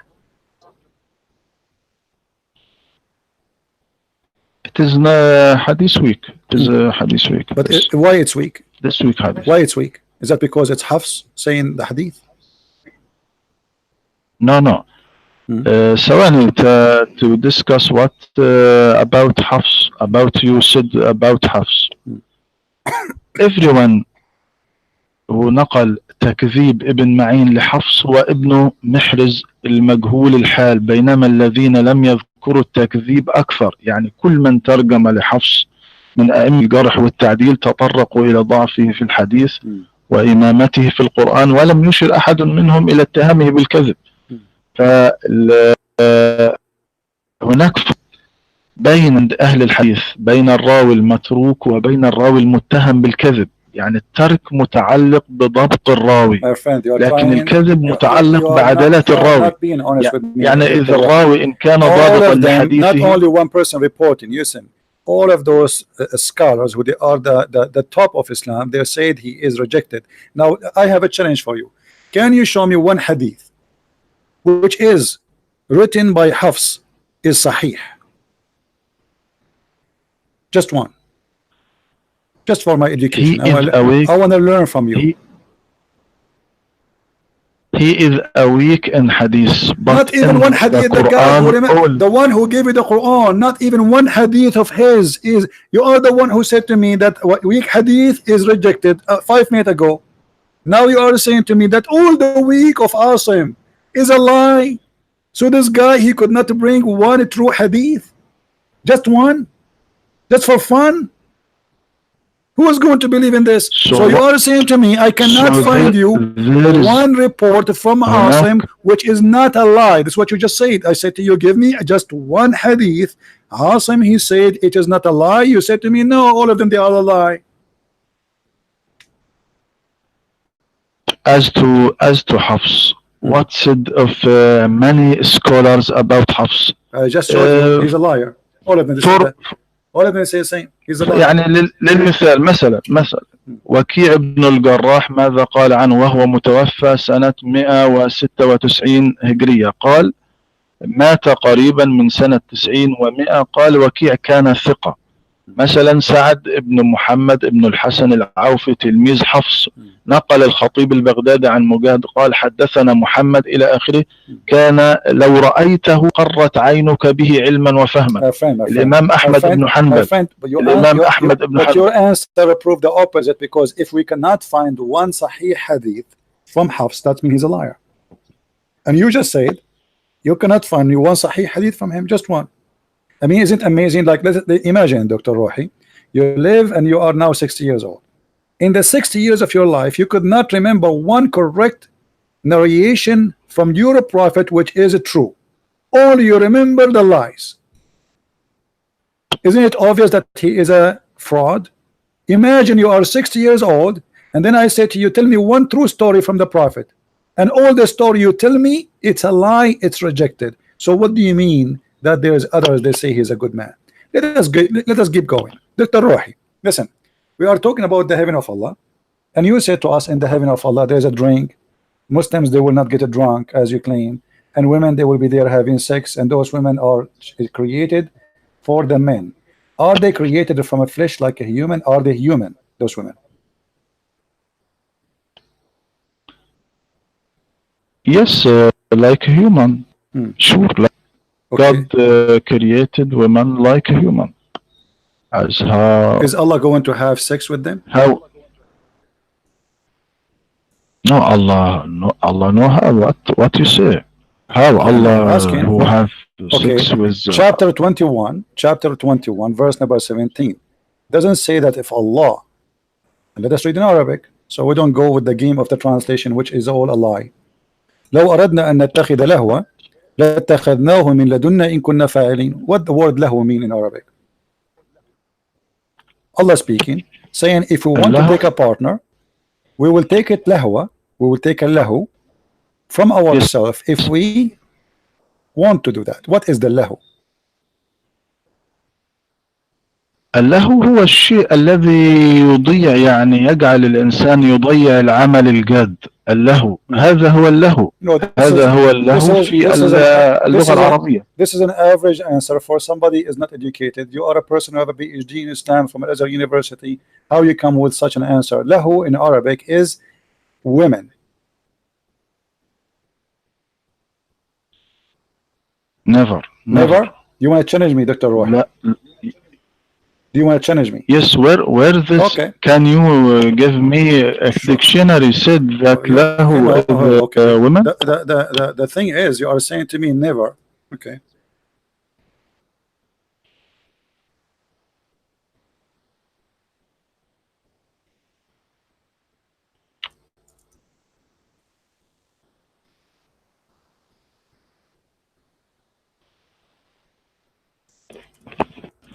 Let us see.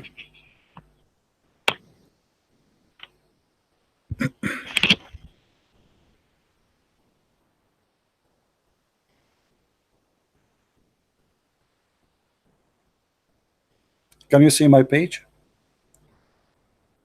Can you see my? No, I don't. Okay. All right. See. Can you read it, please? All right.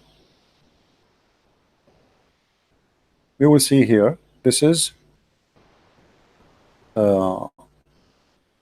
كتاب الإتقان في علوم القرآن. I'm sure you heard of the name of the book, correct? Yes. Okay. He says, Lahu is the women in the tongue of the people of Yemen.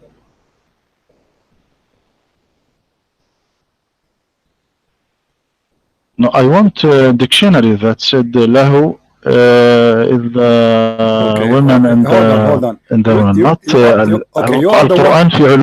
Okay, hold on. الإتقان في Okay, hold on. علوم القرآن ليس.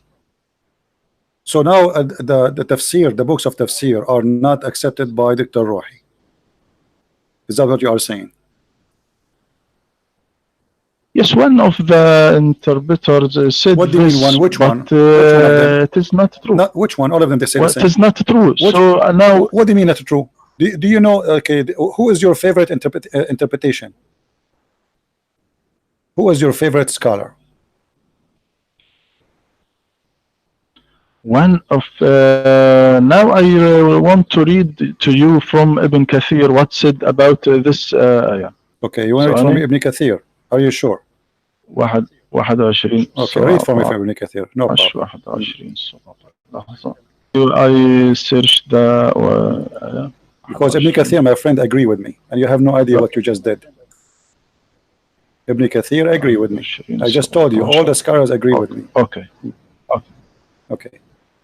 Go ahead, read it.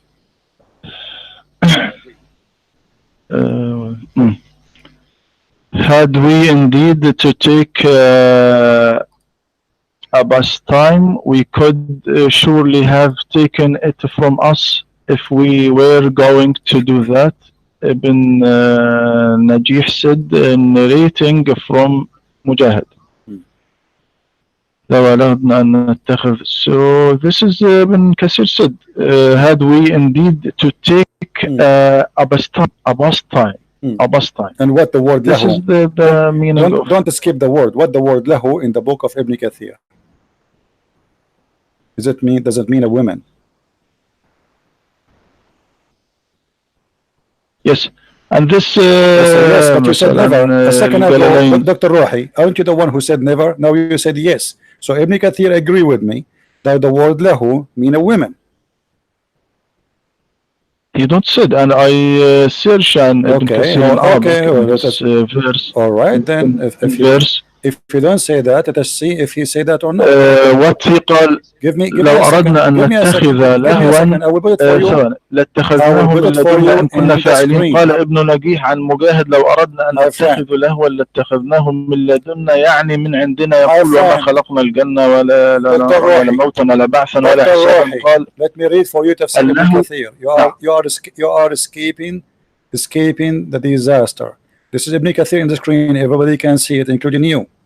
And I'm reading Ibn Kathir, a different book. قال مجاهد يعني من عندنا يقول وما خلقنا جنة ولا نارا ولا موتا ولا بعثا ولا حسابا. وقال الحسن وقتادة لو أردنا أن نتخذ لهوا اللهو المرء بلسان أهل اليمن. This is Ibn Kathir, my friend. So why you are saying to me it doesn't say that? Yes, and Ibn Kathir also said وقال عكرمة والسدي المراد باللهو ها هنا الولد وهذا الذي قبله متلازمان. هنا ماذا قال وقول لو أراد الله أن يتخذ ولد. Hold on. So you are saying to me in the Arabic language you said in the beginning never the word lahu mean women, and now you are saying it mean walad, correct? This is what it says. This is what you said. Okay, so it mean women, but you said to me never. But you said to me never. But you said never. But you said never. Yes, I said never in the dictionary. Can you No, search my in the friend, dictionary even as you dictionary. search? Yeah, this is from the dictionary too. Because Ibn Kathir is getting it from where? From his pocket. Ibn Kathir, Al-Qurtubi, Al-Tabari, all of them, they are coming saying that lahu is the word mean women. Now let me ask you. You said, you said that it might mean, they are not sure, that some they say he want to take a woman, some they say he want to take a son. But the verse says there, he will take it from ourself. How, I asked you, are they those are human? You said yes. So how Allah will take partner from ourself, but that you are the human? If Allah consider those women ourself, that mean ourself, Allah is one of many other human. They are like him. He called them ourselves, correct?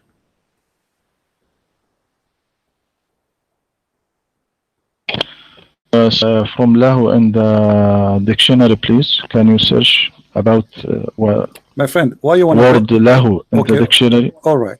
So you are saying now Ibn Kathir, he don't understand Arabic? Are you saying that? You are the one who chose Ibn Kathir, and now you don't want Ibn Kathir. Is that what you are saying? Ibn Kathir not saying Ibn this. Kathir, Ibn Ibn Kathir, Kathir saying that he narrated I showed a lot no Ibn saying from Kathir, Ibn from Kathir, he scholar. just narrate, we know, but he is saying that in his book. And this is not only him, it shows different interpretation, and I will show you the same.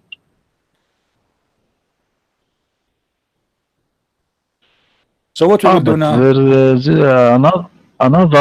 there is another saying. What? Why you not take this? Now, I open the dictionary, dictionary online. قاموس you know this قاموس يعني in the له مثلا له amusement, distraction, the diversion, entertainment. Entertainment. Allah will take entertainment. Okay. Now listen, Sheikh. This is the dictionary, and this is Al-Mu'jam Al-Wasit in the front of your fun بس okay. This is قاموس المعجم الوسيط ومعنى له المعجم الوسيط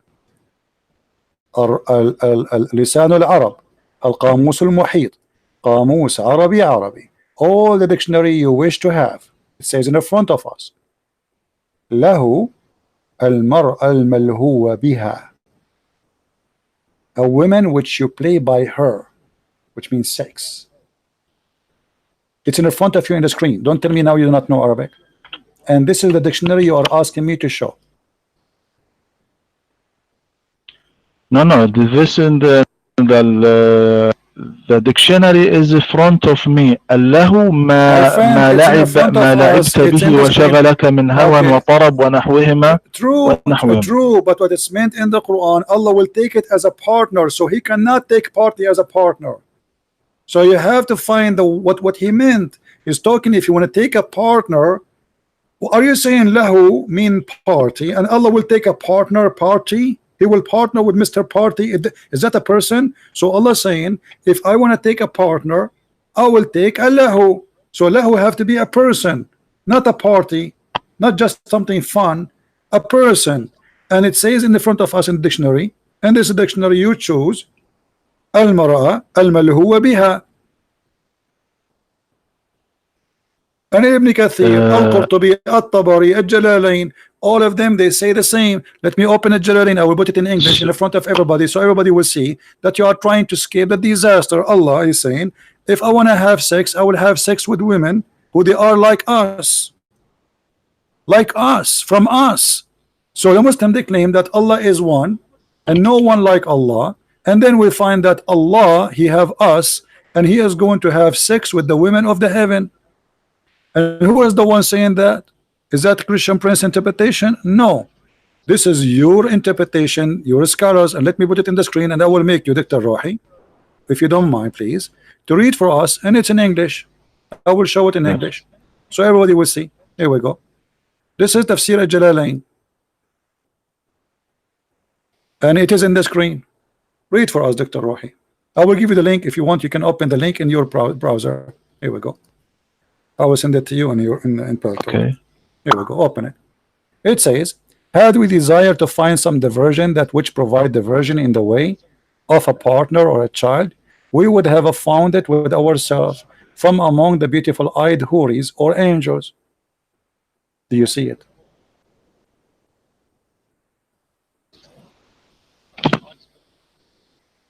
I open the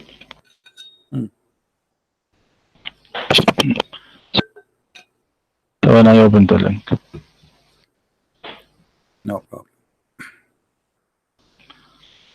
This the Jalalain. Yes. To find some diversion that which provides diversion in the way of partner or a child, we will found it with ourselves from among the beautiful eyes hoods or angel were we to do so, but thus so the lahu is the houris. The lahu is the houris, correct?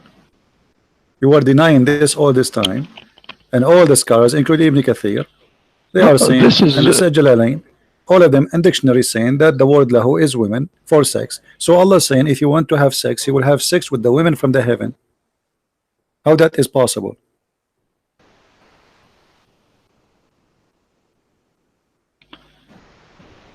This is now I what from other seer of مثلا تفسير تفهيم القرآن. My friend, you know, Dr. Rohi, you are being funny now. With all respect to you, Tafhim al-Quran written by whom? A guy who was born yesterday, now he explained the Quran. Maybe you can make a book better than him.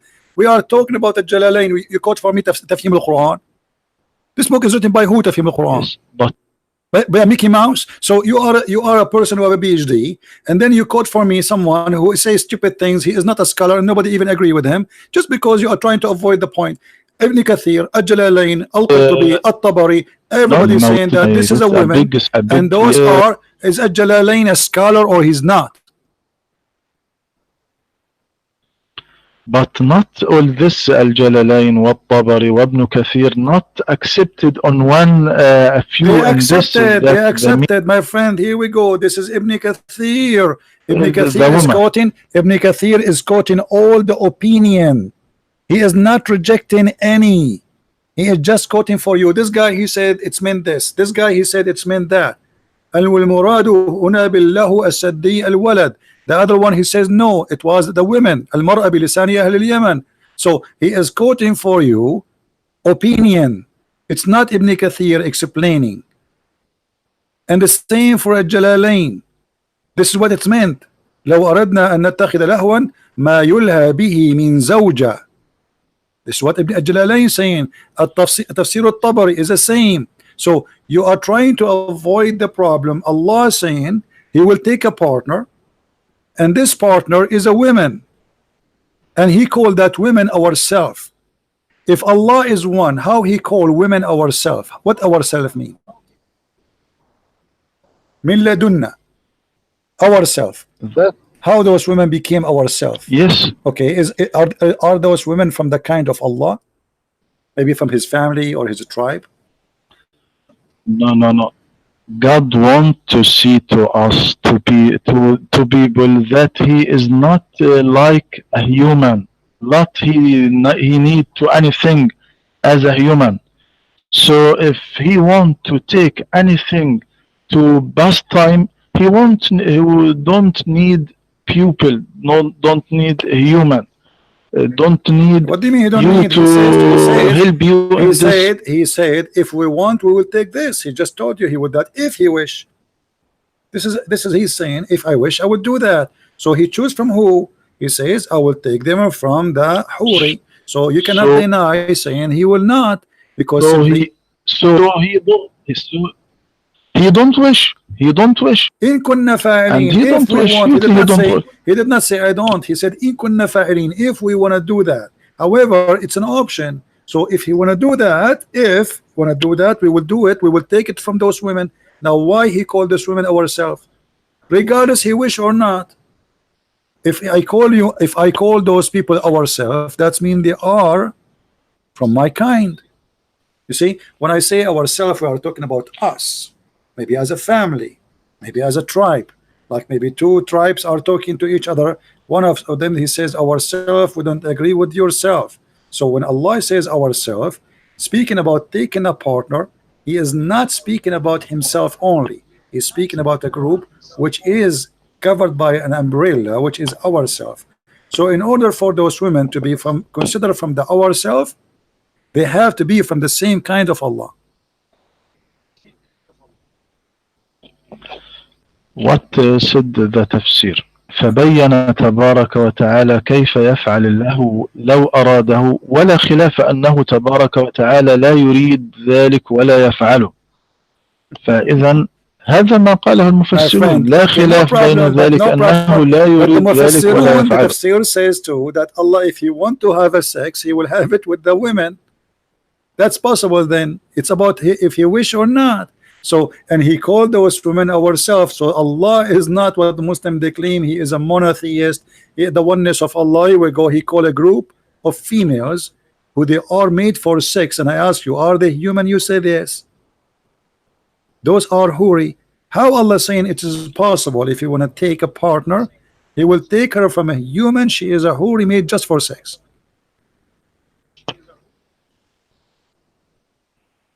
In this إن كنا فاعلين وما كنا فاعلين, the meaning if وإن كنا فاعلين وما كنا فاعلين, هنا الجاء بمعنى الشرط, يعني تقدير الكلام لو كنا لاتخذناه. Okay, well, لو كنا لاتخذناه. Where it says وما كنا فاعلين, doesn't say that. Are you adding words? وما كنا فاعلين تفسير. Yes, do you want the Tafsir? Did you hear, guys? Dr. Rohi, he's adding words to the Quran. You are adding words to the Quran. Allah did not say, and we are not going to do that. He did not say, not me. Okay, so you are saying that the scholar, he added words to the Quran. Allah did not say we will not do that. He says, in kunna fa'ilin. He did not say, wama kunna fa'ilin. This what said by Ibn Jurayj. My friend, I don't care what Ibn Jurayj. Does the Quran says we will not do so? No, it's a fabrication. So if you are saying Ibn Jurayj says the verse saying Ma kunna fa'ilin, that means there's other Quran different from this Quran. Do you agree with Ibn Jurayj or with this Quran?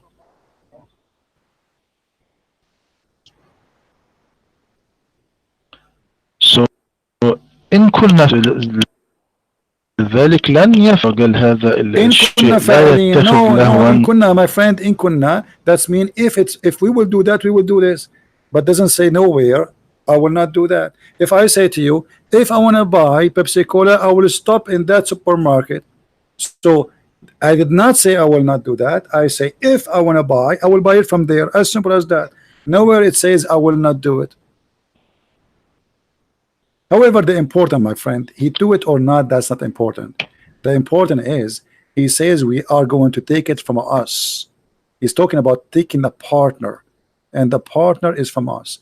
And here we see that Allah and the human and you are sharing bed together. So you, Dr. Rohi, and Allah, you will have some beautiful women made for sex, and you both of you will have a threesome maybe.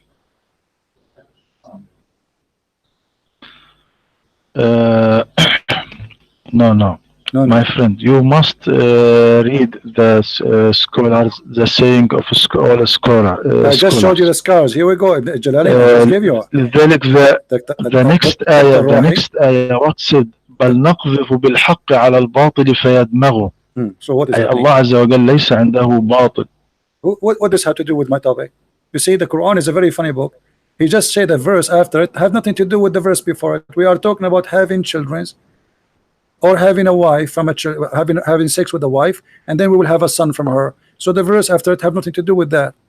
And this is the Quran. The Quran have nothing to do with each other, which is proving again that the Quran is not a book of God, because the verse after it should be connected to the verse before it, but there's no connection. The same as the verse before it. What the verse before it have to do with the verse after it? Nothing. What is the verse before it have to do with the verse after it? Nothing. This is the Quran. It's a book of talk, you know, a guy just keep talking, saying nothing. It's just to fill up the pages, making himself like he's speaking to God.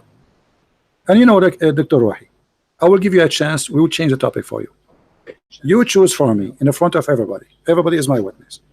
Choose for me one thing in this book. It's called Quran, proving Allah to be exist and He is God. Choose for me something not stupid in this book. I'm not being rude. You know me. I speak things as it is. Can you show me one chapter in this Quran? We cannot accuse it to be stupid. No, you choose. No, you choose. Choose the most wise. No, choose the most wise chapter in the Quran, and I will prove to you this book cannot be from God. Choose for me the best chapter you have. You have a PhD from the Al-Azhar University. You are a doctor. You are a sheikh, and I am listening. Give me the best chapter in the Quran, and everybody will laugh. This cannot be the book of God. Choose it. Which one? You choose any no, verse, any chapter, and we discuss. No, if I choose, people will say he choose bad stuff, silly stuff. I want you to give me the hardest one. Which chapter in the Quran you think can make those Christians? We have almost 900 people listening. Can you make those Christians believe in Allah by giving us something from the Quran? Something very powerful.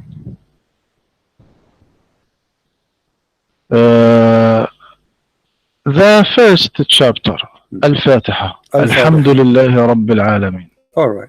Alhamdulillah Rabbil Alameen. Okay, but this is not the first chapter in the Quran. You know that. This is not the first chapter. This is supposedly given to Muhammad later. But let us go together. The first chapter in the Mus'haf. Okay, no problem. This is in Mus'haf of who? Ibn Mas'ud? Ibn Mas'ud don't have Al-Fatiha. No problem. Now let us read together. In the name of Allah, the most Ar-Rahman Ar-Rahim. Why Allah is saying in the name of Allah if He is the one who is talking? Because this book is the human and for believers. And when believer is who is the one who speak, he said Bismillah ar-Rahman ar-Rahim. But he is talking. Who is the one who is talking? If you are Rohi, do you say to Christian Prince in the name of Rohi? Does that make sense to you? Since when, if a person is talking, he say in the name of I am a Christian Prince, I say in the name of Christian Prince? Yes, this book is to people, not to I understand it's to people. So when people I understand it's to reading people. This book, so why Allah He don't say I am Allah speaking to you? Instead He said in the name of Allah, which means the one is talking cannot be Allah. There's no way the one is talking is Allah and He's saying in the name of Allah. It is not beautiful to say I am the God. So when we read this, what's wrong? Isn't it Allah? He said, how come Allah, when He saw Moses in the Quran, He says to Moses, I am Allah Rabbul Alameen. So you just said it's not beautiful to say I am Allah.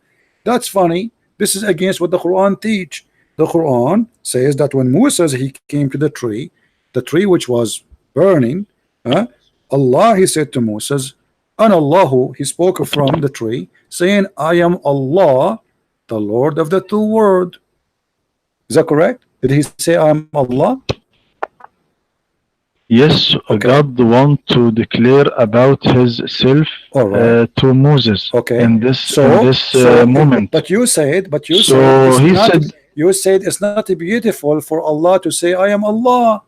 But here we go. So Moses, he saw the fire in the tree. Allah said to him, verily I am Allah, the Lord of Al-Alameen. The two words which don't believe in the genie and the human. So why you said to me it's not beautiful for Allah to say I am Allah, the Lord of the two words? So now if you want to read the Quran, do you said I am the Lord, the Lord of the world? You should. How do you see? Because how people now will know, okay, when you say Bismillahir Rahmanir Rahim, all right, that's mean the one is talking is not Allah, it's someone else. That's mean the Quran is a fabricated book. This is the author of the Quran, the one who wrote the Quran. He is saying, he making a prayer, says in the name of Allah. So if I am writing a book, I write, if I am a Muslim, in the name of Allah, etc. Because simply I am making a presentation for my book because I am an author, but I'm not Allah. But if Allah is the one is writing the book, He will not say in the name of Allah. He will say, I am Allah, the Lord of the world. And look at the verse after, and supposedly you choose for me a smart verse. All praise be to Allah. How Allah say all praise be to Allah? Allah speaking, saying all praise to Allah, or this is a prayer made by a man praying to Allah? Yes, this is هذا هو أسلوب اللغة العربية وأسلوب No, العرب. my friend, I am an Arab. I am an Arab more than you. You are not an Arab. You are an Egyptian. So don't tell me this is أسلوب اللغة العربية. All praise to Allah. If somebody praying to Allah, he say that to Allah. But Allah speaking about himself, saying all praise be to Allah, the Lord of man. He already says, I am Allah. Why? And then he repeat again, verse number 3. The most beneficent, the most merciful. But he just said that. He just said that to a second ago. Why he's repeating it again? Because he's empty. There's nothing to say. And then the only honor and the ruling judge and the judgment day. Okay, nice to meet you. And then you say, you alone we worship. Allah saying to Allah, you alone we worship. Or this is a guy making a prayer. Okay. And now when we said Bismillah ar-Rahman ar-Rahim, Alhamdulillah Rabbil Alameen, this is how when we read this Quran for reading, not but if this not for reading, we don't say that. Now مثلا في الصلاة الربانية لديكم أبانا الذي في السماوات ليتقدس اسمك ليأتي ملكوتك لتكن مشيئتك كما في السماء ذلك في الأرض إلى آخر الكلام. إلى آخر الصلاة. We just made Dr. Rohi Christian. He was reciting. لأنها ليست قراءة. لأنها ليست قراءة. My friend, no. They asked Jesus, how you pray? He said, you pray like this. Is that the same? No. You see in the Quran, when Allah he said to Muhammad, he said Qul. Did he say here Qul? No. So he did not say he did not say pray like this. It is just Allah talking. As long as Allah talking, that is impossible, because Allah saying you alone we worship and you alone we seek. Okay, how that can be if Allah is just talking? Otherwise, here there is something missing. And as you said, obviously Muhammad was trying to copy the prayer of the Messiah, which he taught the Christians, our Father art of heaven, forgive to us so we can forgive to others, guide us to the straight way.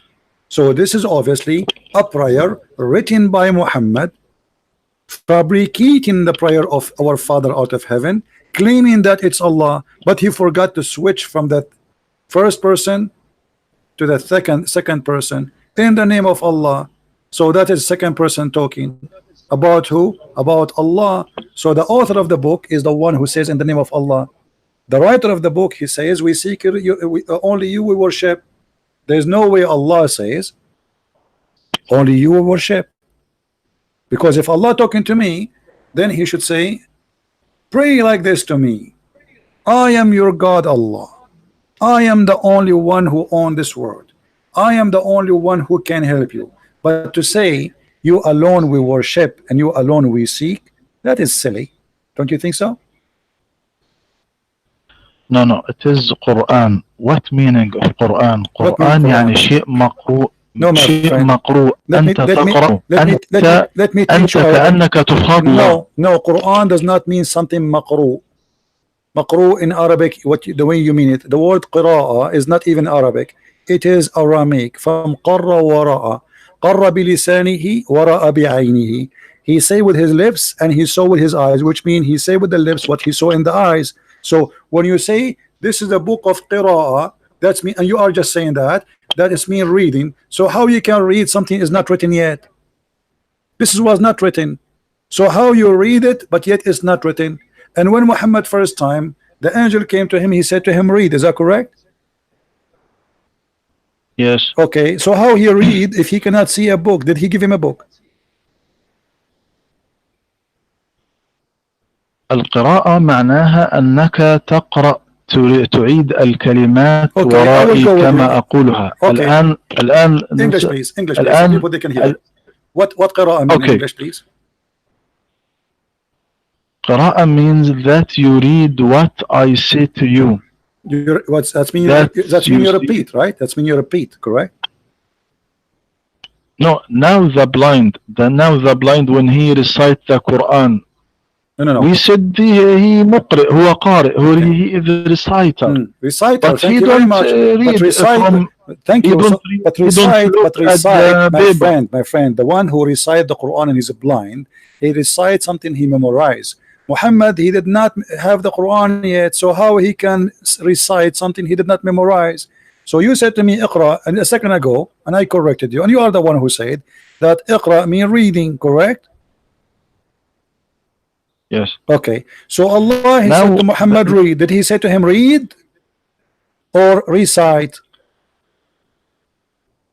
Now, when the teacher said to the pupil, read this, اقرأ ورائي, اقرأ ما أقول لكم, اقرأوا ما أقول لكم. My friend, I want to هو answer. ينطق كلمة ثم هم يقرؤون وراءه. Is the word قرأ mean recite, repeat after me, or mean read something written? The bus, read something written. Read. Okay, so that's mean the whole story. After me. Read after me. Repeat after me. So why Muhammad said I cannot repeat? By saying the word repeat again, he just repeated. The guy, he just said to him one word. He said to him, read, اقرأ. Muhammad, he says, I cannot اقرأ. So you are saying to me that Muhammad, he said the word, but yet he claimed he cannot say it? If the word اقرأ mean repeat, no. he just repeated. What he said, ما أنا بقارئ. What you want me to read? Thank you very much. You want me to read? Guys, ما أنا بقارئ. Thank you. So I do not know. Okay, so what I should read, correct? What I should read. Okay, so why the angel, he squeezed him again, says to him, read. He did not tell him what to read. Yes. Because he don't read anything. He said he told him read اقرأ. what? Muhammad, he told him read what? Why the angel squeezing him again? The guy, he did squeeze Muhammad, and he says to him, read. Muhammad says, according to you, read what? The angel, he squeezed him again, and he said, read. The guy, Muhammad, says, read what? The guy, angel, squeezed him again, and he said to him, read. Muhammad, for the third time, says, read what? So why the angel don't tell him what to read what? I mean, the guy keep asking you, why you keep squeezing him?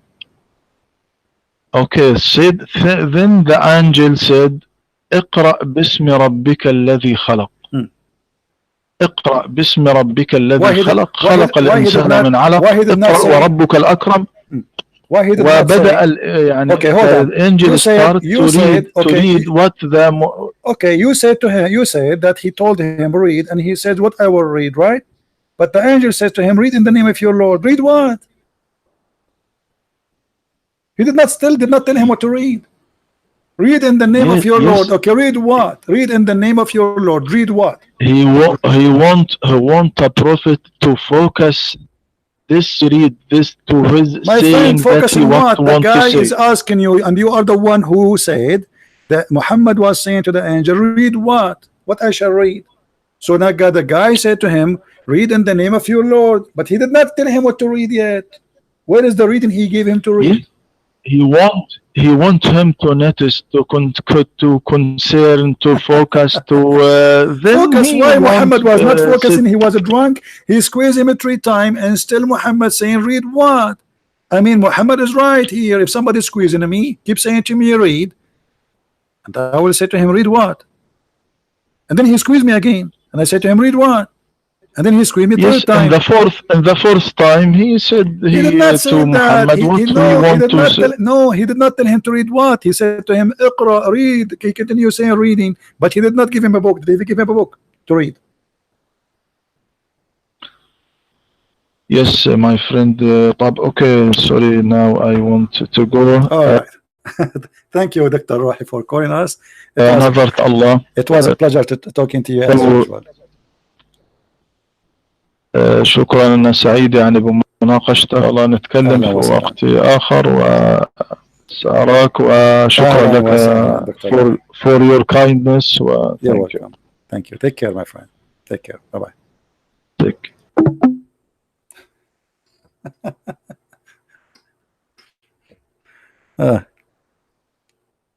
welcome to Islam. The angel, he squeezed him 3 times. Read. Okay, after all this, what happened?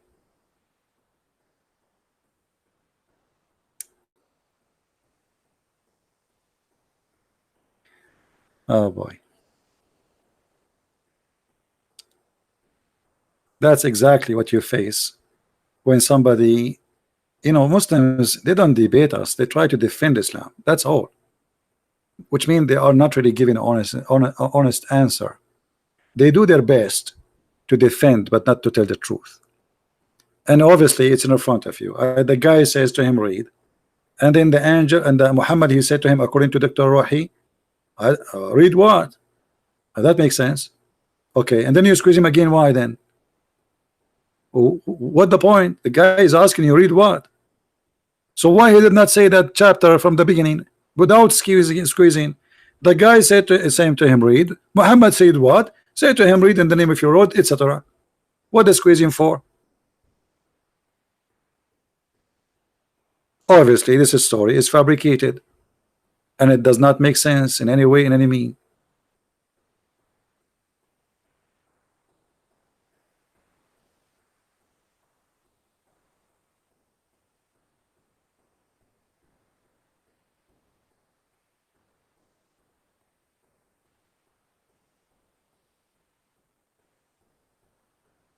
And the funny, you know, if you are talking to the talking to them, you see this guy MC, he keeps saying here, he keep coming here, Edward is back to Islam, did you confirm it? I mean, what's wrong with you, my friend? I told you this is a lie. Secondly, why you don't go and ask him? Muslim, they lie, and I will not be surprised if they say that, yeah, one more time you post that, I will ban you. Obviously, you are the same person who have nothing to say except this thing. The guy, he did not convert to Islam, he is an ex-Muslim anyway, and if he convert to Islam or not, who care? But he did not. So stop being stupid, otherwise I will remove you from my channel. You will come tomorrow. Christian Prince, did this guy really Islam? Don't you have anything to say except this one? That's it, this is the only one you know in the world. He left Islam, and he is not a Muslim. And if you like to confirm, what about you call the TV station and they will tell you? Potato. Call them and record the conversation, brother. What a bunch of kids. Who is a Muslim? He have anything to say additional what to Dr. Rohi he said?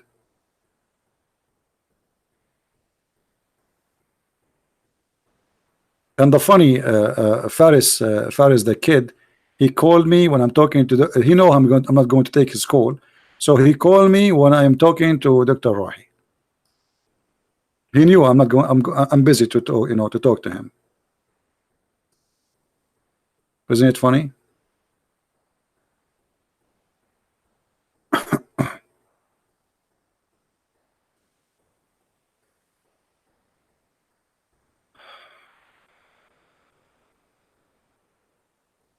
Any Abdul?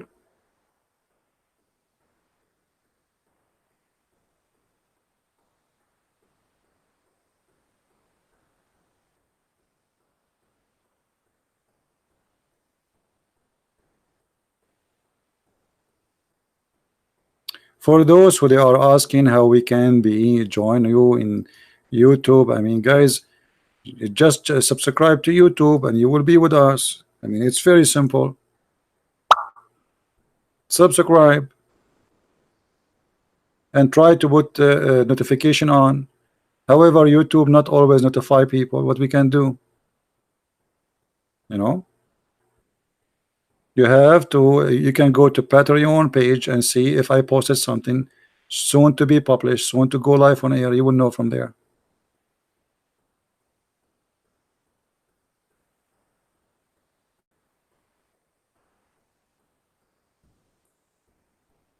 Any Muslim?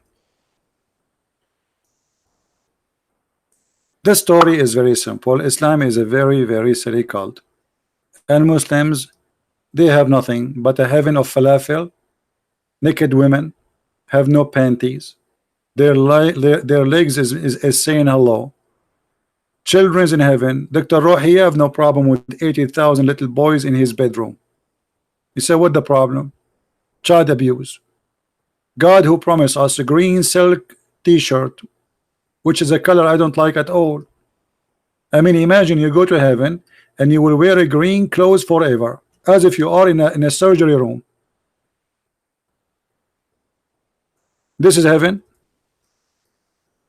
Even in heaven, you are not free. Allah choose for you the clothes. Allah choose the color even of your shirt, your panty, the color of your skin. I will be white in heaven. What if I like to be black? What's wrong with being black? I want to be Asian once in my lifetime, so I can go to Indonesia and nobody will know I am a Christian prince. Why all of us we have to be white? What's wrong with having an Asian wife in heaven, or a black African woman in heaven? Because this is a cult obsessed with the white color. It's a white supremacist cult.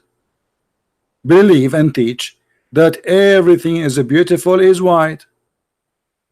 Even the boys, they will go in heaven, they will be serving you, they are like pearls. Not only white, they are like pearls, white like pearls. Why? For this is a cult.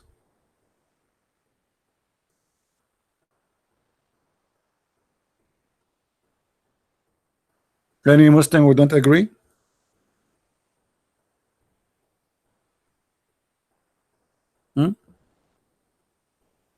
Look at this heaven. They are white like pearls. You see it? Those boys are so white like sacred pearls.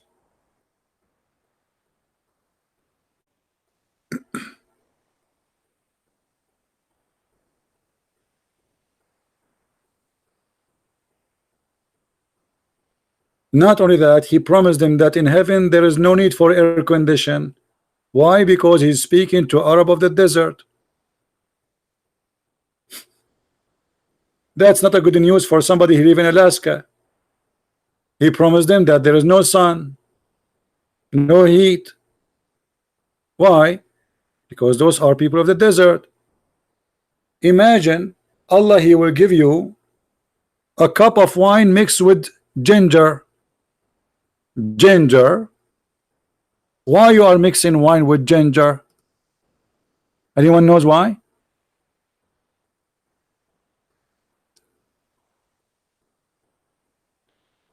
Anyone knows why? Ginger, the kitchen of Allah has two drink, wine and ginger, and there is a machine to mix them together. Because the Arab, they used to use ginger like tea. This is their drink. So Muhammad, they were worried, are we going to have zanjabil, which is ginger, you know? So he said, yeah, sure, even your wine will be mixed with ginger.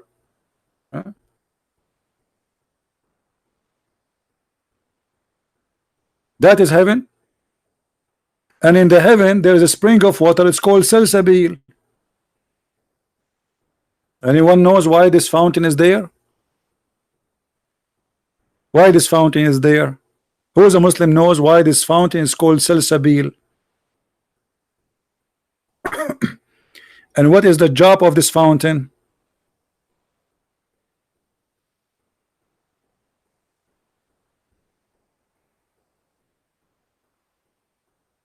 Okay, who remember of you that there is a fountain where keep you youth if you drink from it and you can live forever? Do you remember? How many of you remember? This is what the Muslim teach.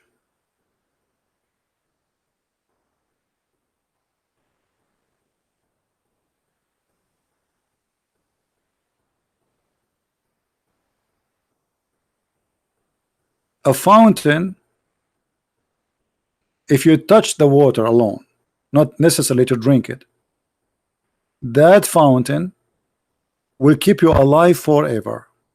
And this is how eternity is given to Muslims. Let us see. I will find you the hadith. Okay, here we go.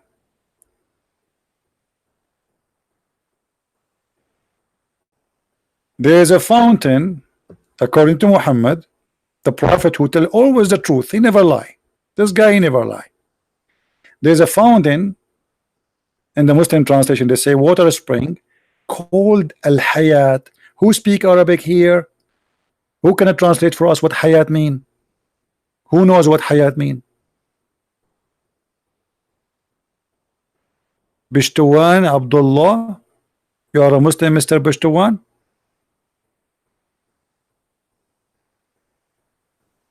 You can do better than Dr. Rohi? Correct. Al-Hayat mean the life. So what is the name of the fountain? Life. The fountain of life. From the name, you know what this fountain does. So none come in touch with it, with its water, but become alive. And let me tell you the story why I am 5,000-10,000 years old but still alive, because I have a bottle of this water. Every time I die, they drop a water drop from the bottle and I come back to life again. This is Islam. So in the heaven of Allah, this fountain exists. There are people that drink from it to stay alive forever. If you don't believe me, this is a true story. Exists in the Pirate of the Caribbean.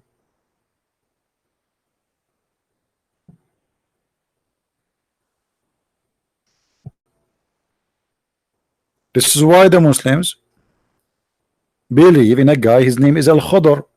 Al-Khadr mean green. Why is it green? Because this guy, he drank from this water, and because of that, whatever he said, even the grass which is dead will grow and become a green. So they call him a green, Mr. Green. He never died. Al-Khadr was in the funeral of Adam, in the funeral of Noah, in the funeral of Moses, in the funeral of Muhammad. He's alive until now, Al-Khadr.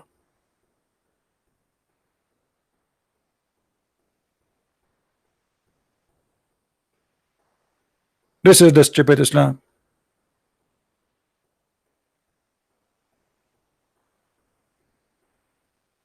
This is exactly the stupid Islam.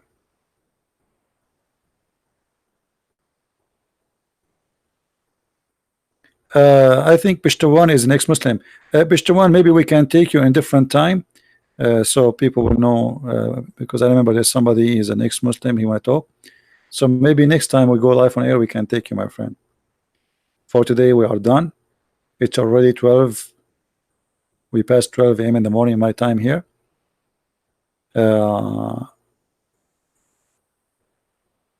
Next time we can take you. So guys, don't forget to download the video, and you can cut exactly the debate with Dr. Rohi if you wish, so people they can learn from it.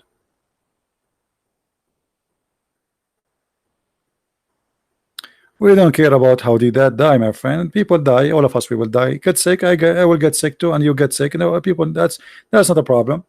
You see, the truth will prove itself. We don't attack a person. People are people, and Didat was doing his best to defend his cult, but Didat himself do not know much about Islam. And I just, here we go, a guy who have PhD. Each time I ask him a question, he have to flip 20 pages, and after he flipped them all, still my answer is correct, his answer is wrong. And he is the one who have PhD from Al-Azhar University. I don't have a PhD. I did not earn PhD in Islam. But who care? Their knowledge is little, so little about their cult, and we are the one who school them, no matter how big they are.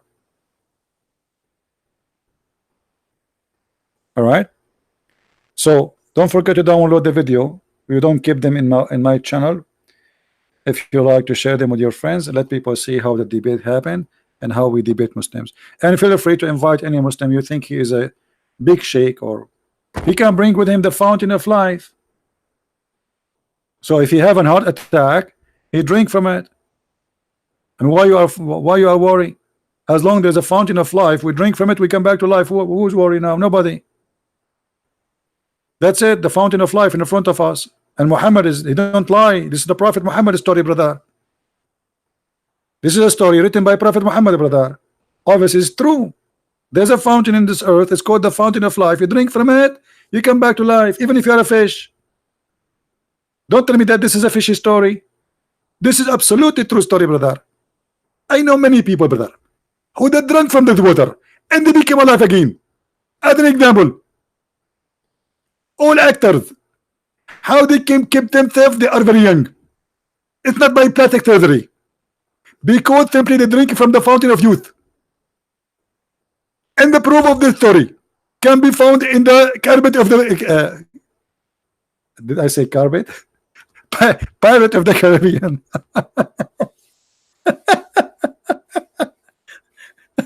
What a stupid cult. You people believe in this? Are you serious?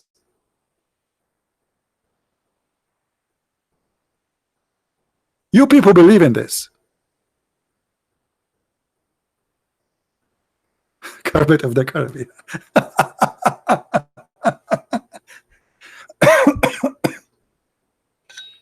The one who says you want to challenge me, no problem, my friend. I'm here almost every day. So maybe tomorrow we go live on air again. And whoever would like to call us, feel free. All right? All Abdul are welcome. Big, small, I don't care. As you see, we take them. Big, small, BHD, FD, UED. All of them at the end of the day, they knew nothing. They have no answer. Yeah, bring your Jack Sparrow with you. And don't forget to bring the compass, because you will need it a lot. All right? You will need it a lot. Somebody's saying I'm a medical doctor. What does that mean? If you are a Muslim, you are a medical doctor, you want to call me, I will call you right away. Are you? If you are a Muslim and you are a medical doctor, because we have something to do with medicine we will talk about. Who is a Muslim here is a medical doctor?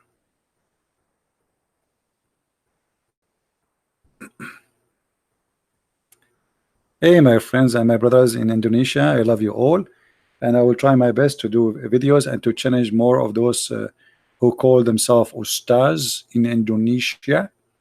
Like somebody sent me a guy, his name is Shamsi Ali, Ustad Shamsi Ali, and let us see if he will ever dare to say hello. My friend,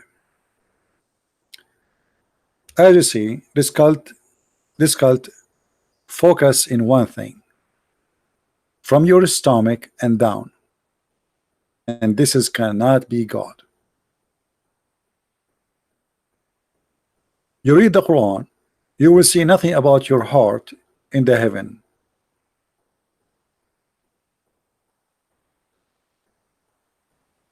Or what he is talking about, you will have there a paradise and your garment of silk.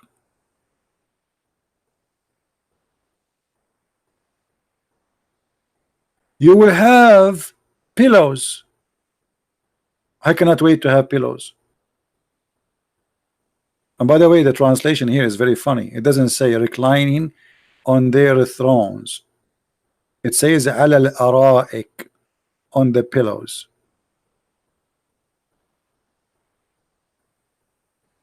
And in this heaven, they have no heat of the sun, no excessive bitter cold, because the desert, they suffer from two things.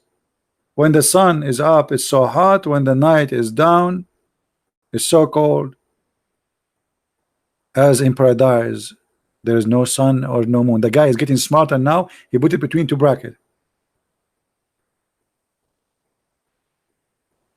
By the way, it doesn't say what he is saying in translation. It says لا يرون فيها شمسا ولا زمهريرا. They will not see there the sun. There's no sun at all.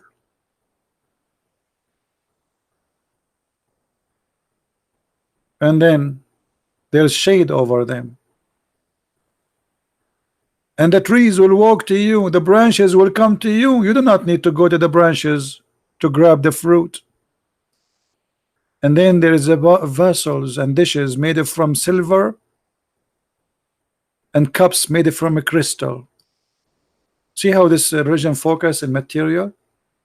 Until now he's talking about what? About the bed, about the pillow, about the couch, about our clothes, about the fruits. Until now there's nothing spiritual. Crystal clear, made of silver. And then we will give you a drink of wine mixed with ginger. Have fun. By the way, I want somebody to mix it with ginger so we can see how disgusting it is going to be. I don't think this is a good idea to mix wine with ginger. Anyone want to try it? Ginger with wine? I'm not sure how that's going to taste. And then don't try the spring of salsabil because it's not exist. And then, brother, Allah will give you 80,000 little boy to serve you, brother, and they are so white. I mean, do you see? And then, brother, you will wear a garment made from fine green silk, brother. And brother, you are going to wear a bracelet, brother, from silver. And the funny here, the translation, it says gold. It doesn't say that. It says silver. This translator is stupid. Change the translation. You're fired. Where is the other translation? Let's see. Yusuf Ali, another donkey.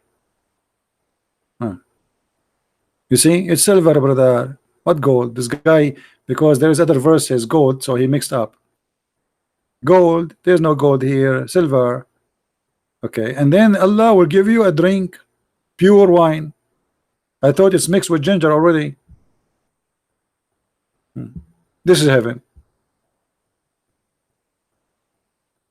What do you want more? In different verse, different chapter, he will give you open buffet of fruits, have meat of birds, no fish, no shrimp, no lobster, no crab. That's it. Stupid cult. And he tried to seduce you by women. So all of this cult is based on the belly and down, your stomach and your private part, nothing in the heart. Women you will sleep with, you never met, you don't know them, you never know their names. You see, those who do one night stand, they are better than Allah. At least those who do one night stand, they have a conversation first. In Islam there's no conversation. The woman, she is jailed in her room and she is naked. She is wearing a dress which is 70 dress in the top of each other, but all of them they are see-through, which means she is naked. No falafel, you see, Joyce, you believe it? I mean, how we Arab, we go there and there's no falafel, we commit suicide. We will strike from the first day. Okay. And because Muhammad, he knew that those Arab, they like to own women, they like to own them, to control them. Look what he said, those women are jailed. Hold on, but here look at the fruits, brother. In the heaven there is two heaven, there's two gardens, brother. Why two gardens? Don't ask. And then, brother, dark green in color, brother. And then, brother, there is two spring of pure water, brother. Everything there's two, just because he is using an at the end to make it fit with the rabbi music. And then he says, and brother, there's a fruit and date, and this fruit supposedly too. And why you are denying, brother? And then there are very companion, brother, who they are very white and they are beautiful. And brother, those companion who they are very white, they are jailed, restrained in their tents. Why Allah he jailed them? Because the Arab men are jealous. they like to control the women. So when you marry an Arab Muslim man, he put bars in the windows, bars in the door, he closed the window, he disconnected the phone, he disconnected the internet, he locked the door when he leave, and even after that, still he is not sure you are lawful for him. Oh, sorry, I mean faithful for him.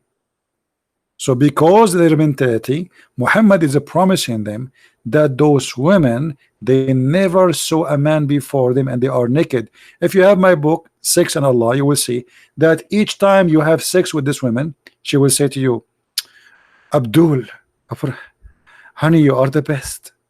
But they are virgin. How she knew he is the best? And she will sing for you that nobody can do it better than you. She is the best in, you are the best in sex. But how this virgin who is jailed, she never saw a man, she knew he is the best. And all the women, they will see to say to their man in this heaven the same, you are the best. Every man asleep with one woman of those women, she will say to him, you are the best. They are programmed, you know, like sex toys. So when you finish, this is to you, honey, you are the best, by the way, you are the best. Like, what the heck? But she never know a man before him. It's like Aisha when she said, وَمَنْ مِنْكُمُ يَمْلِكُ إِرَبُهُ. Okay, what does that mean? Who of you have testicles and private part like the Prophet Muhammad?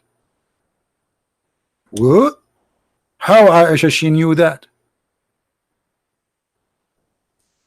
I thought Aisha, she is a virgin. And look how the Muslim, they translate that. They translate this. And who among you can control his desire as the messenger of Allah? But it doesn't say that. Arabo is a private part. And now how this guy is controlling himself, yet he is kissing you and he is sucking your tongue. Is that how a fasting person does? Is he fasting or he drinking from your mouth? Guys, the Prophet, he is so much in control of his desire, but he kisses Aisha non-stop when he is fasting. I mean, isn't it obvious? He have a lot of control. Not only that, the Prophet, he used to order her to put a sheet between her legs when she have her period.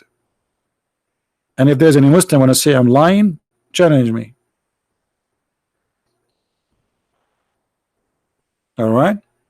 Anyway, say we said we are leaving for more than 30 minutes and we are not yet. So I better go. Don't forget, guys, if you like to learn more about the cult of Islam for the free, you can get my books from Amazon.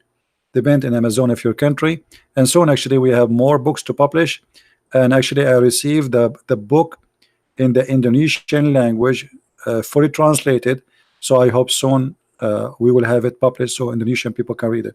So I want to say thank you for everybody, and I hope that we we share good information today, and I'm happy that we get Dr. Rohi. He called us and he showed the ignorance of Muslims, because if this is the doctor and this is the one who is educated, what about the ignorant? What about the one who have no education? If those are the one who have PhD and those are their sheikhs, what about the rest? Thank you very much for being here. May the Lord bless you. And if you like always to be updated about when is going to be the coming broadcast, I think it's better if you visit Patreon from time to time, at least once a day, because you will see that I have a new post, and then when you click on it, you will see that my YouTube coming event is going to be when. Because obviously YouTube is not giving notification for people. I'm not sure why, but as I know, they are fighting me and they are not happy at all with the Christian Prince. So thank you. May the Lord bless you. Christ is Lord. Islam is false. See you soon again.